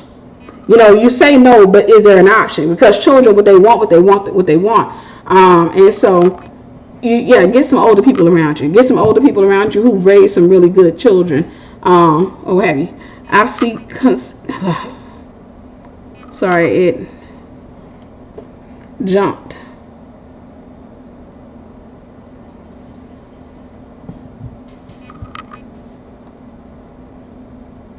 I've seek counsel from my pastors. One immediately liked an ex that I reunited with and stood behind my courting, and the other, my pastor told me I would lose everything behind him. What do I do? Jesus, that's kind of hard. Are they married? Is it a married couple who's giving you that advice? Answer that and I'll get back to that, sis. Satan was created all other those religions to take glory from God, Christ. They may seem peaceful, but all not in the need. Yes, sorry, Jesus Christ. How do I know, right? If someone done witchcraft on me to prevent my marital breakthrough. People can try witchcraft, but you can always renounce it and say, I reject any witchcraft that's been placed on me. You have authority over your life. So a lot of times people put too much emphasis in witchcraft and give too much power to witchcraft. But witchcraft only has the power over you that you give it. So somebody sits up there and starts doing some stuff to say, for me not to get married, I can get up in the morning and just say, I reject every witchcraft spell that's been cast against me in Jesus' name. I bind up every witchcraft spirit, every familiar spirit that's been sent out against me. I bind those spirits. I chain them in hot fetters. I command them to go now to the abyss. They will not return to the earth realm in the name of Jesus. I just broke that. You see how easy that is? So I don't want to go through a whole long talk about that and actually feed the spirit of fear, because it's not that deep. You can actually break witchcraft off of you. It's not the only time witchcraft becomes a problem is if you're practicing it. But if somebody else is practicing it, they can do. I'm in ministry. I'm public. So you don't think people have tried witchcraft with me? Of course they have. But at the end of the day, for me, if I sense anything weird, I'll bind it. I'll break it. And I have that authority. I have that right, or what have you. So when you know your right and your power, it doesn't bother you. Is it okay to get baptized in the apostolic church? I was baptized in the apostolic church, but I don't go anywhere. Yeah, of course. Why not? Definitely, sis. Nothing wrong with that. I started going because the pastor would repeat things I've told him during his summers. He needed several others in the congregation as well. Yeah, I want to say that's a good idea to quit a church, because I think all pastors do that by nature. Now, you could specifically say, if I tell you something, please don't teach about that. But I think it's kind of a natural thing. Like if it's an issue, that it can come out in a sermon and not even with you thinking about it. I think that's a natural thing. I don't think it's so much issue. Now, when they start preaching against their issues with you and we ain't communicated about it, I think I wouldn't stop going to the church. But if it became a problem, I'll go talk to them about it and say, okay, I kind of feel like there's something we should talk about rather than you teaching. What are you talking about? I'm talking about this, or what have you. So I think that's something that you'll find in just about every church. If you get close to the pastor in any capacity, the pastor has, when they grab that mic and they go to teaching, it can easily come out. Now, they shouldn't say, sister such and such over there, or, they say, well, one of the sisters came up to me and she was telling me this. I think that's natural. And so in a case like that, I can walk up to him and say, yeah, when I share something with you, after church, I may see him, hey, when I share something with you, could you not teach about it? So you have, like I said, this communication really helps to keep relationships intact. And if I'm saying something, I feel like he's passively preaching about it. I think that's kind of a natural thing, because for me, I can be teaching and then I'll think, dang it, I do this all the time when I'm teaching. Even while I can be teaching and I'm not even thinking about people, but right when I say it, I think, dang, that sounds like I'm talking about such and such. That they gonna think I'm talking about them. But I had to learn to ignore that feeling, because if I gave into it, I would delete just about everything I ever put up. So I think that's a natural thing. Is it okay to keep old friends that are unsaved and we are careful about the conversation we talk about and put space and time between each conversation? Yeah, if you're gonna if you're not talking about unsaved things. However, you have to be very mindful, because what is that scripture I'm thinking of? A little leaven leavens the whole lump. So people who have any measure of influence in your life can lead you astray. Now, if you, in a friendship, if you're showing them Christ, you're bringing them toward Christ, that's a good idea. It's a great thing. But we're not going to go hang out in the old capacity. We're not going to hang out in the old capacity or what have you. So they have to accept the fact that I'm changing. One of the things I don't like is this idea that as a Christian, my unsaved people, they can't accept that I change, but I have to accept all the changes they make when they go to start confessing other deities and stuff. But they can't know. At the end of the day, this is who I am. I don't want to talk about this. I don't want to talk about that. This is just who I am right now. So they just have to accept who I am. And if they can accept who I am and we can respect one another, then yeah, why not? And of course I'm going to introduce them and talk about Christ, invite them to church and stuff like that.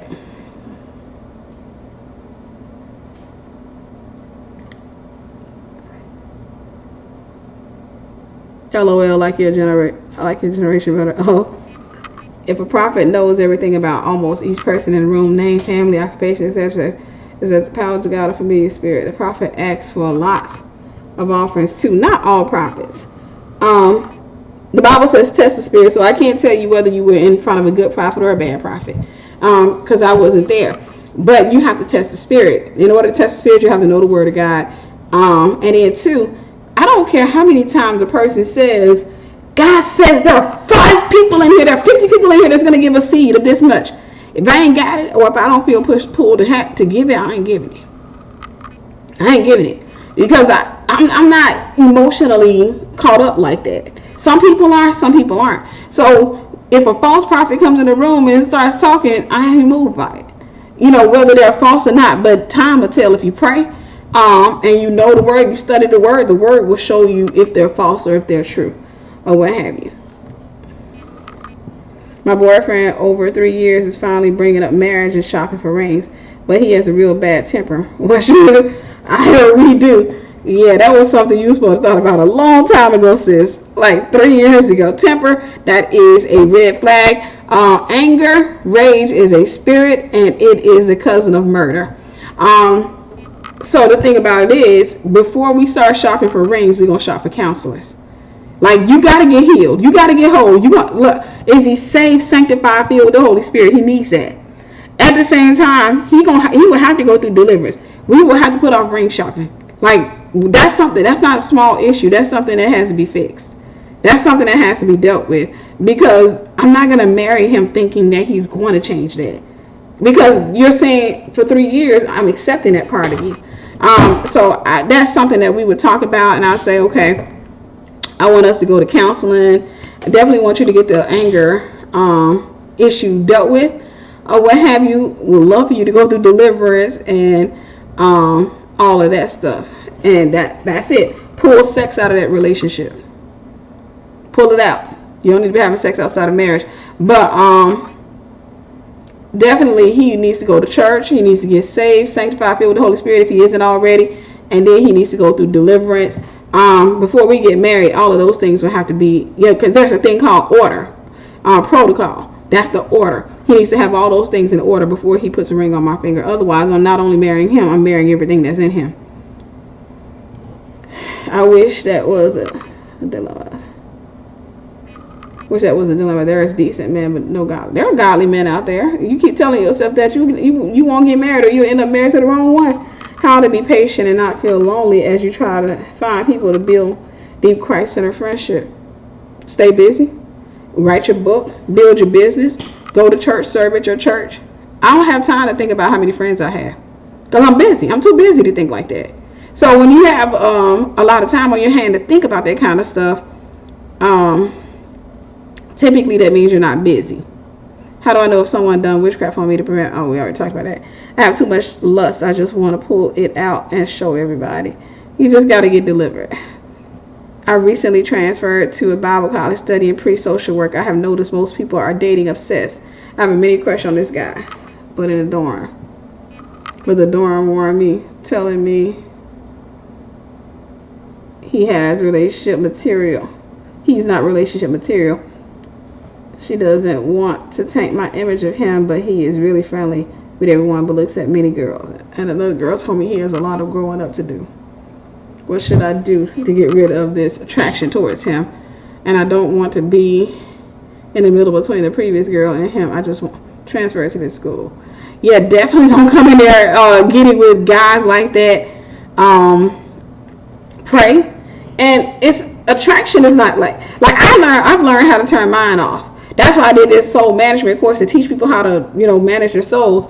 But I've learned how to turn mine off. I learned how, but not everybody knows how to turn off attraction. Me, I can turn off attraction by telling myself the truth about a person.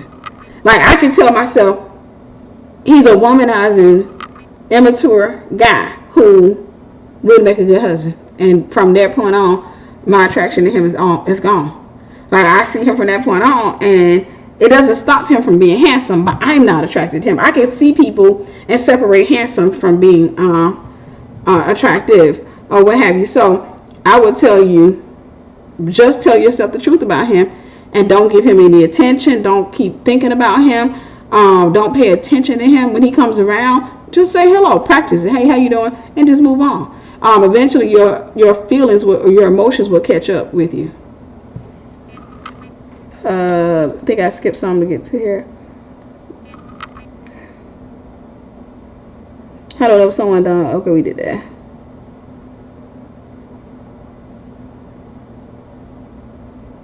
Oh yeah, I'm an introvert. I've already made peace with it. Yeah, focus on God in school. Don't, because sometimes you can come into a new, like I remember coming into a school when I was in junior high. I came to a school new and started straight into relationships, and I regretted that. Boy, did I regret that. I didn't get to know people. I didn't get to know anything about people, and I just came straight in. And I remember my first day of school, my brother came back, and it was like 3 or 4 guys that were his friends or guys he met. They like, that's your sister, man? And they were like, and so my brother came back with, and I was surprised he even gave me the phone numbers, but he came back and gave me all those phone numbers and stuff like that. And I hate to say this, I didn't know. I just didn't know. I didn't know. So I don't even want to talk about that. But I didn't have sex with the guy. Let me say that. But I did end up, because I didn't know the guy, I ended up exchanging numbers and agreeing to be in a relationship with a guy. And come to find out, yeah, dude had a rep. He didn't have the best of reputation. So one of the girls told me, girl, you better if you really want to kill yourself socially or what have you, But I was embarrassed and was trying to figure out, how do I break up with him? And to make matters worse, I found out he was in special education. And I'm not trying to say anything about that, but in school, you were really worried about your appearance. I had just came to that school, didn't know all that stuff or what have you. And so I had all these guys vying for me, but he was the one that made the most effort, and my brother was talking highly, and I should have known. My brother talk highly, he think it's funny. So yeah,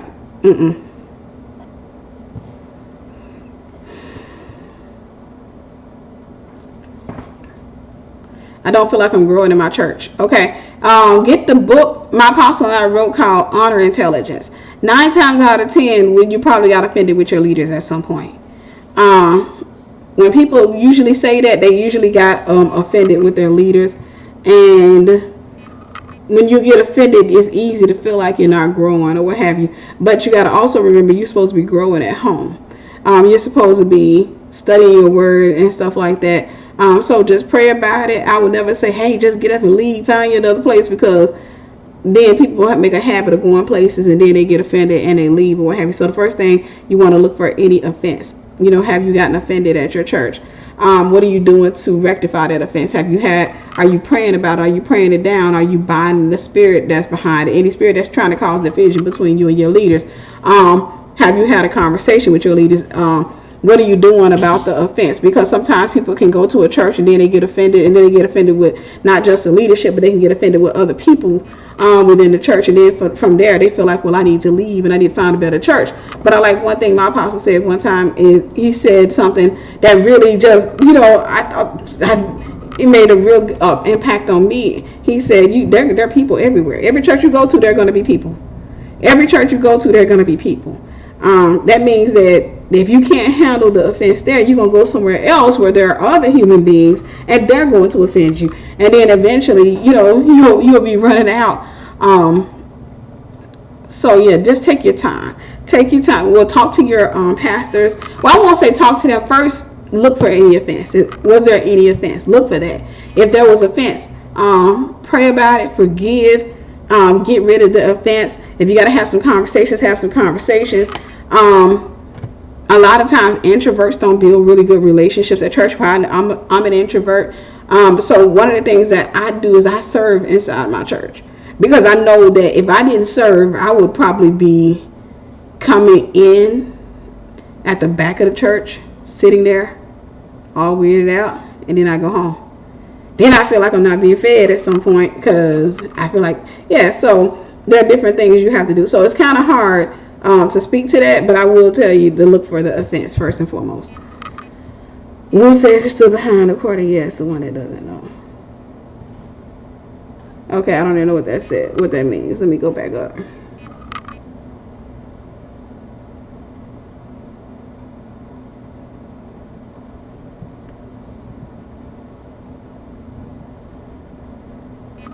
I've seek counsel from my pastors. One immediately liked an ex that I reunited with and stood behind my courting, and the other pastor told me I would lose everything behind him. What should I do? One said she stood behind him courting. The one said no. She stood behind him courting, yes, and the male said no. I'm more likely inclined to believe a man about a man. I'm more likely inclined I would believe the female about a female. I'm more likely inclined to believe a man about a man, because women tend to be emotionally hopeful, especially when, they're just like, well, I think he'd be good, and I think he's this, and I think he's that. But guys are going to see it from a different perspective. So I'm more likely to believe a man about a man, but definitely pray about it. Take your time. I don't let that become the strength of your relationship, because that's one of the things that the devil likes to do. Is like, if I go to somebody and I get in a relationship and I say, hey, this is what I feel about this guy, and they say, well, no, that's not him, then that becomes the strength of our relationship. So I'm always thinking about that, or I'm always talking about that, and from that point on, it's almost as if I can't breathe or think or communicate without it. Sorry guys, I'm trying to see if I can get this light on because it's a little dark.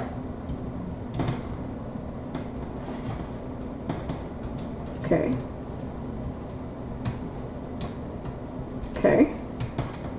Sorry. There we go. Didn't work out much. All right. But I would definitely pray about it. But I'm more likely to believe a guy about a guy. Now, if it comes to a friend, I'm trying to see if I can get this light over here. It's dark. I'm gonna get up here anyway. But I'm more likely. But at the same time, pray.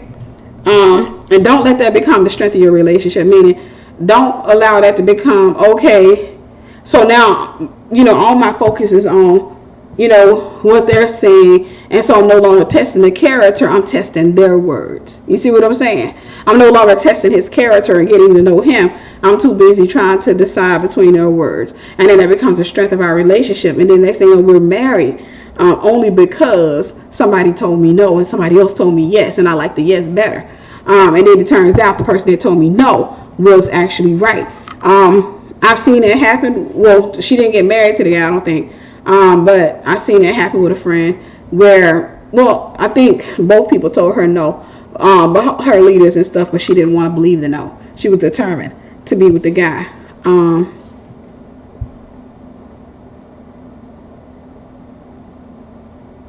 So I would say pray about it. Definitely pray about it. Take your time. Look at the man's fruit. Don't worry about what you heard or what have you. Really, I'll get to you in a minute, Sister Khadijah.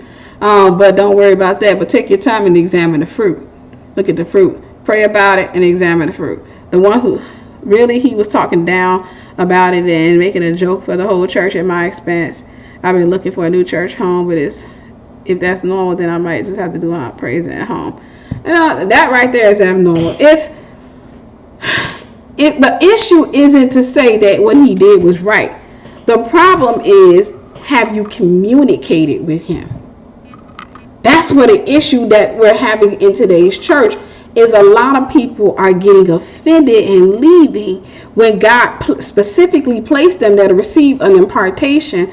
They're getting offended when they should have communicated.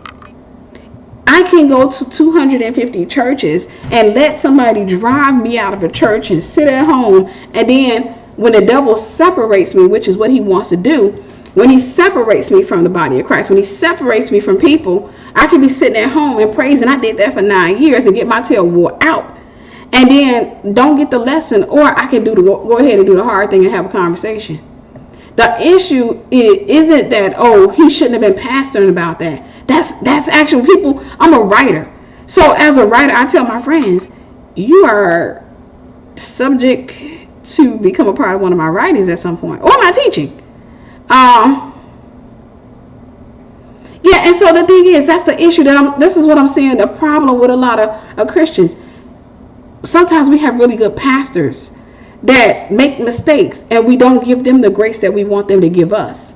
And we don't talk to them about it. And sometimes you can have a conversation with people and they won't do it again. But sometimes we just take offense and then we run from there. And that was never the will of God. They didn't do that in the old days. As a matter of fact, the Western churches, they do that a lot. They don't do that in overseas so much.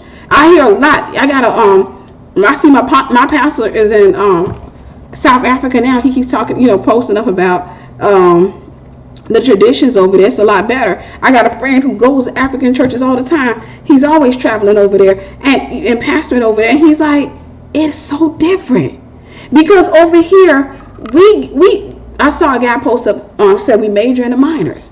We get offended over small stuff.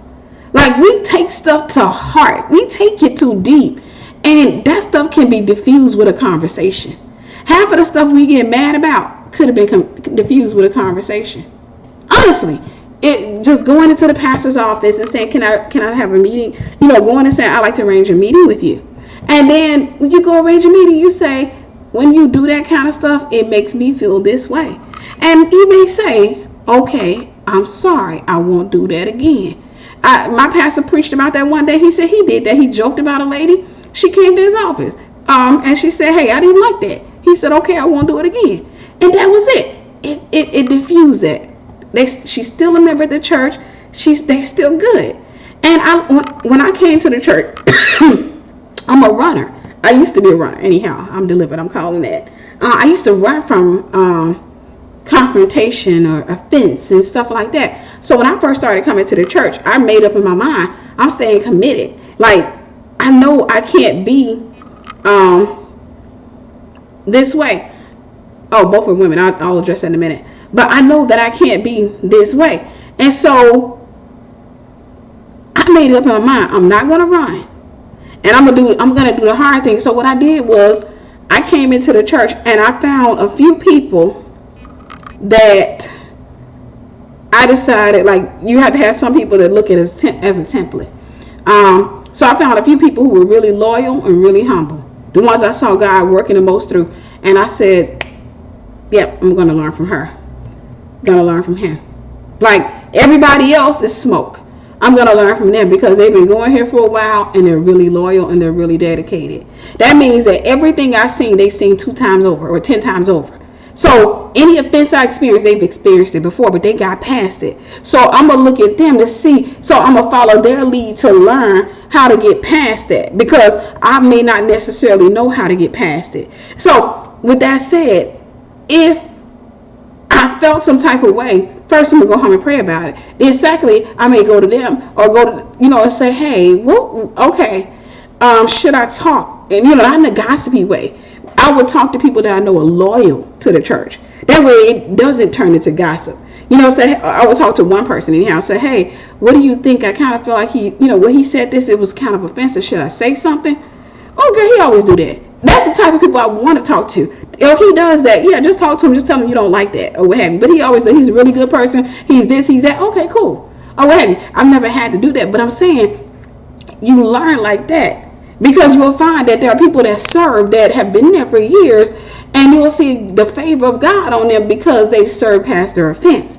Then you'll see the people who constantly get up and, you see people at the church and then they get offended and they run out, and then they go to another church and they get offended and they run out, and the devil successfully runs them into a cave.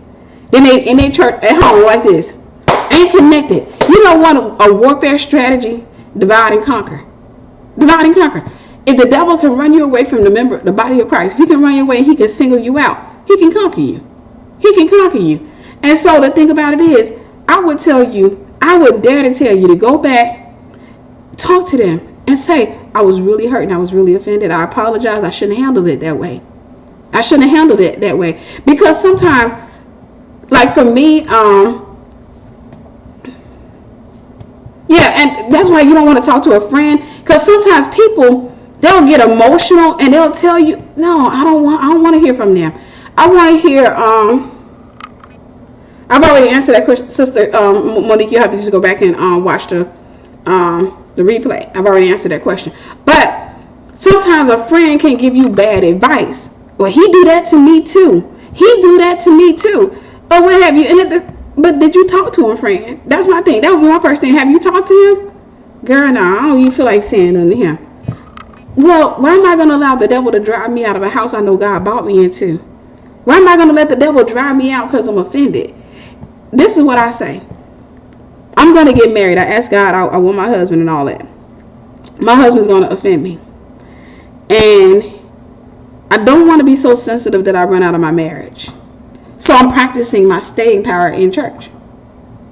I'm practicing in church because I'm dealing with other human beings. So I'm practicing getting past all of that in church with other people, with other covenant relationships. And I'm learning how to be that person. So have I ever been offended in church?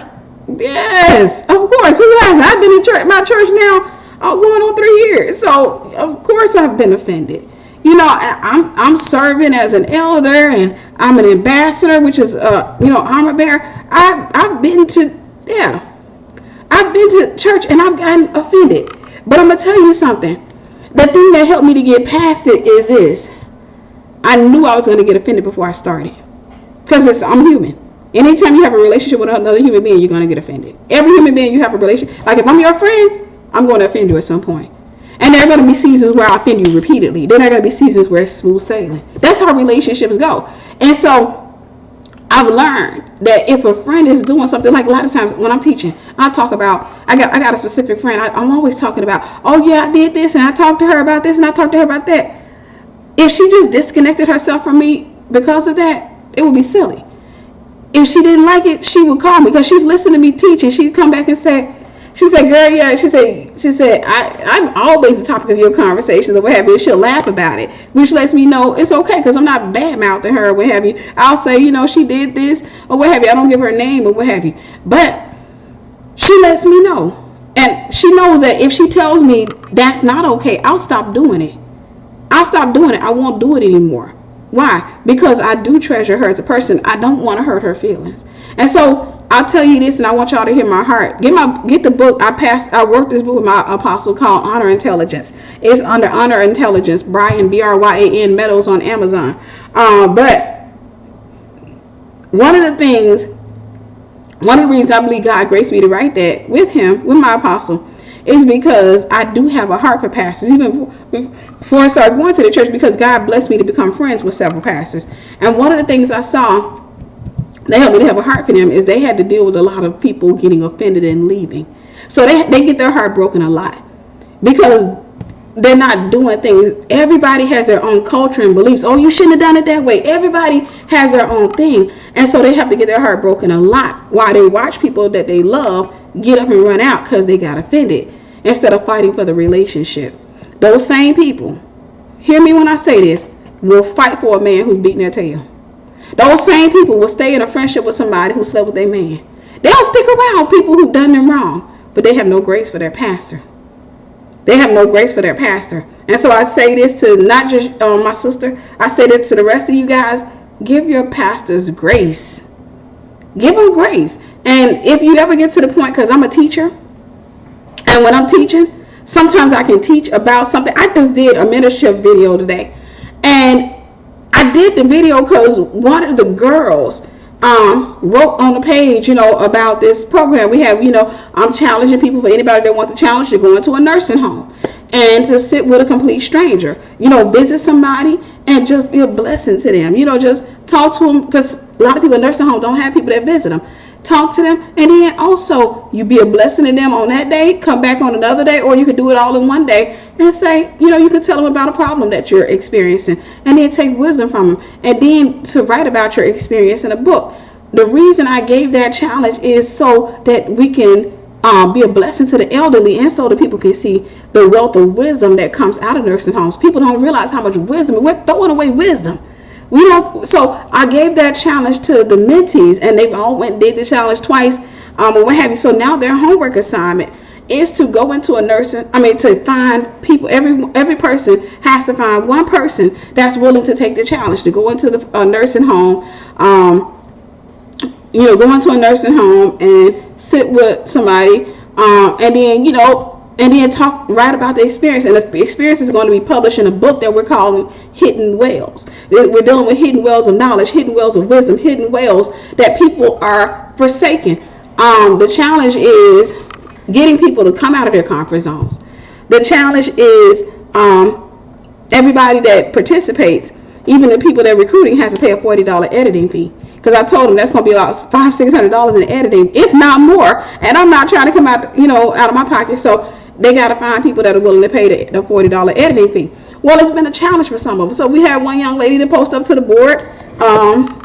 Hey, is anybody else having trouble finding people? I deleted the comment and I posted a video. I did a video. I said, hey guys, that can be very discouraging. So I didn't mention her name, and then I started giving them advice. The students have been in my class long enough not to get offended, because they know I'm not coming for them. They know I love them. I'm not coming for her. I'm just saying, y'all, let's not do this. They don't know who posted up, because I deleted it as soon as she posted it up there. But it could be easy for her to get offended and say, well, I feel like this and I feel like that. But the students that I have now, these are soldiers. Like, they soldiers for real. These women are like, when they see me doing stuff like that, they're just like, it's Tiffany. And so I told them, I said, listen, I need y'all to increase your reach. You're stuck with the same people. You shouldn't be, you need to have people that are not afraid to put, like, if $40 is a problem, you got some real terrible friends. You need some friends I need friends that I can get up and say, hey girl, let's go here. Let's go to the beach. Let's go out to eat. Saturday, what you doing? Not somebody who like, girl, I got to see how much money my paycheck going to be.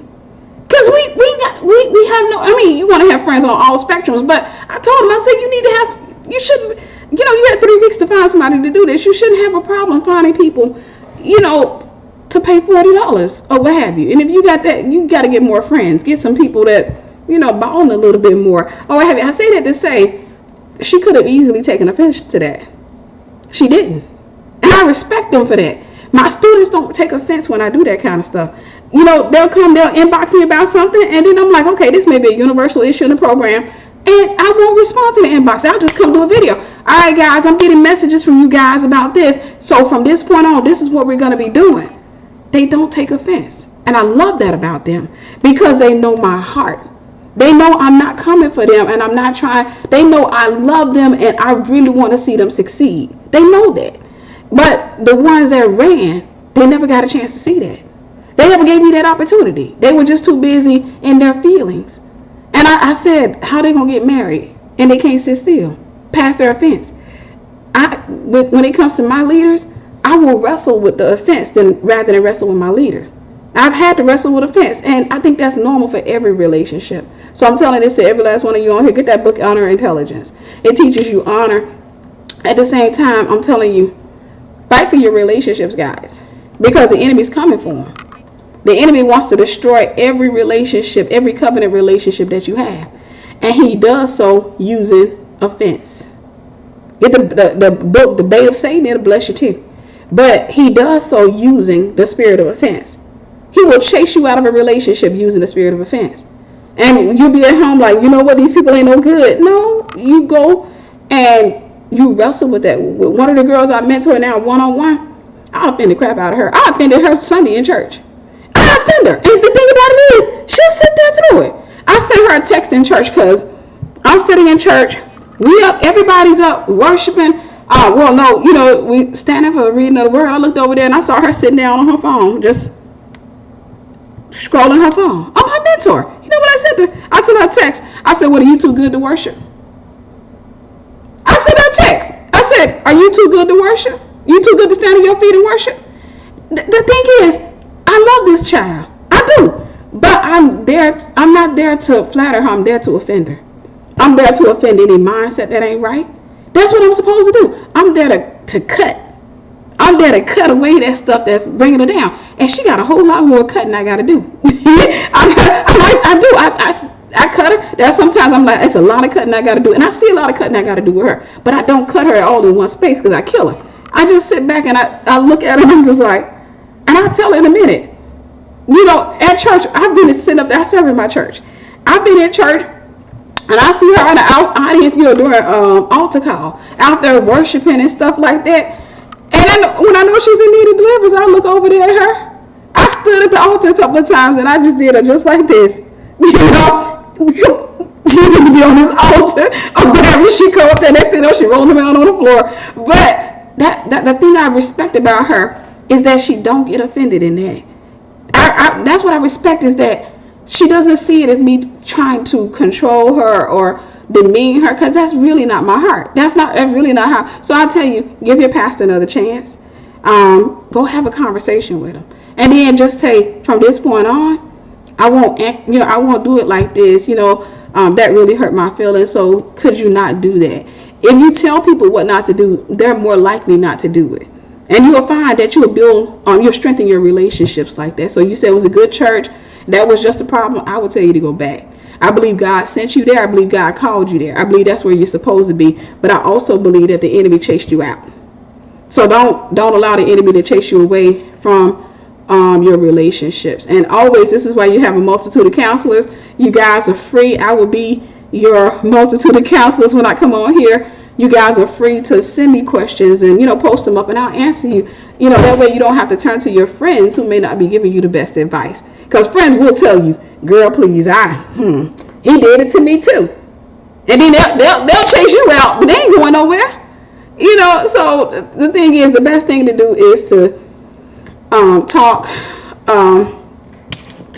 and communicate and what have you. And when you find a good place, like my church, for example, it's a really good church home, but the ride is not going to be smooth.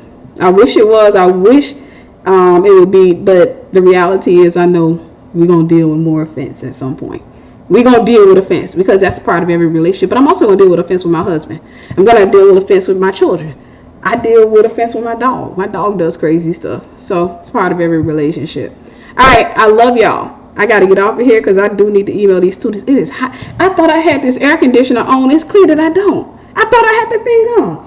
But I love y'all, and I'm going to talk to y'all soon. As always, if you want to sow a seed, if this blessed you, you can cash at me. I'll post it up.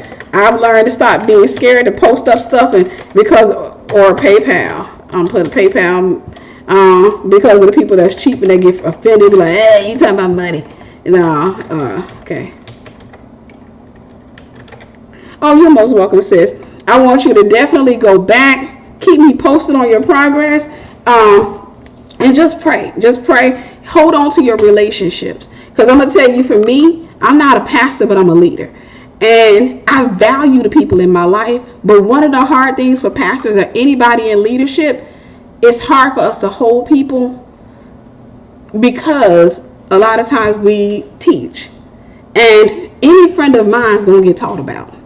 Like, I teach good. I be like, my friend did this, and I be teaching good. Then there are other times I be like I had a friend that did this today, and I rebuked her or what have you. But if they know my heart, chances are they're not going to get offended with me. Let me put the PayPal link.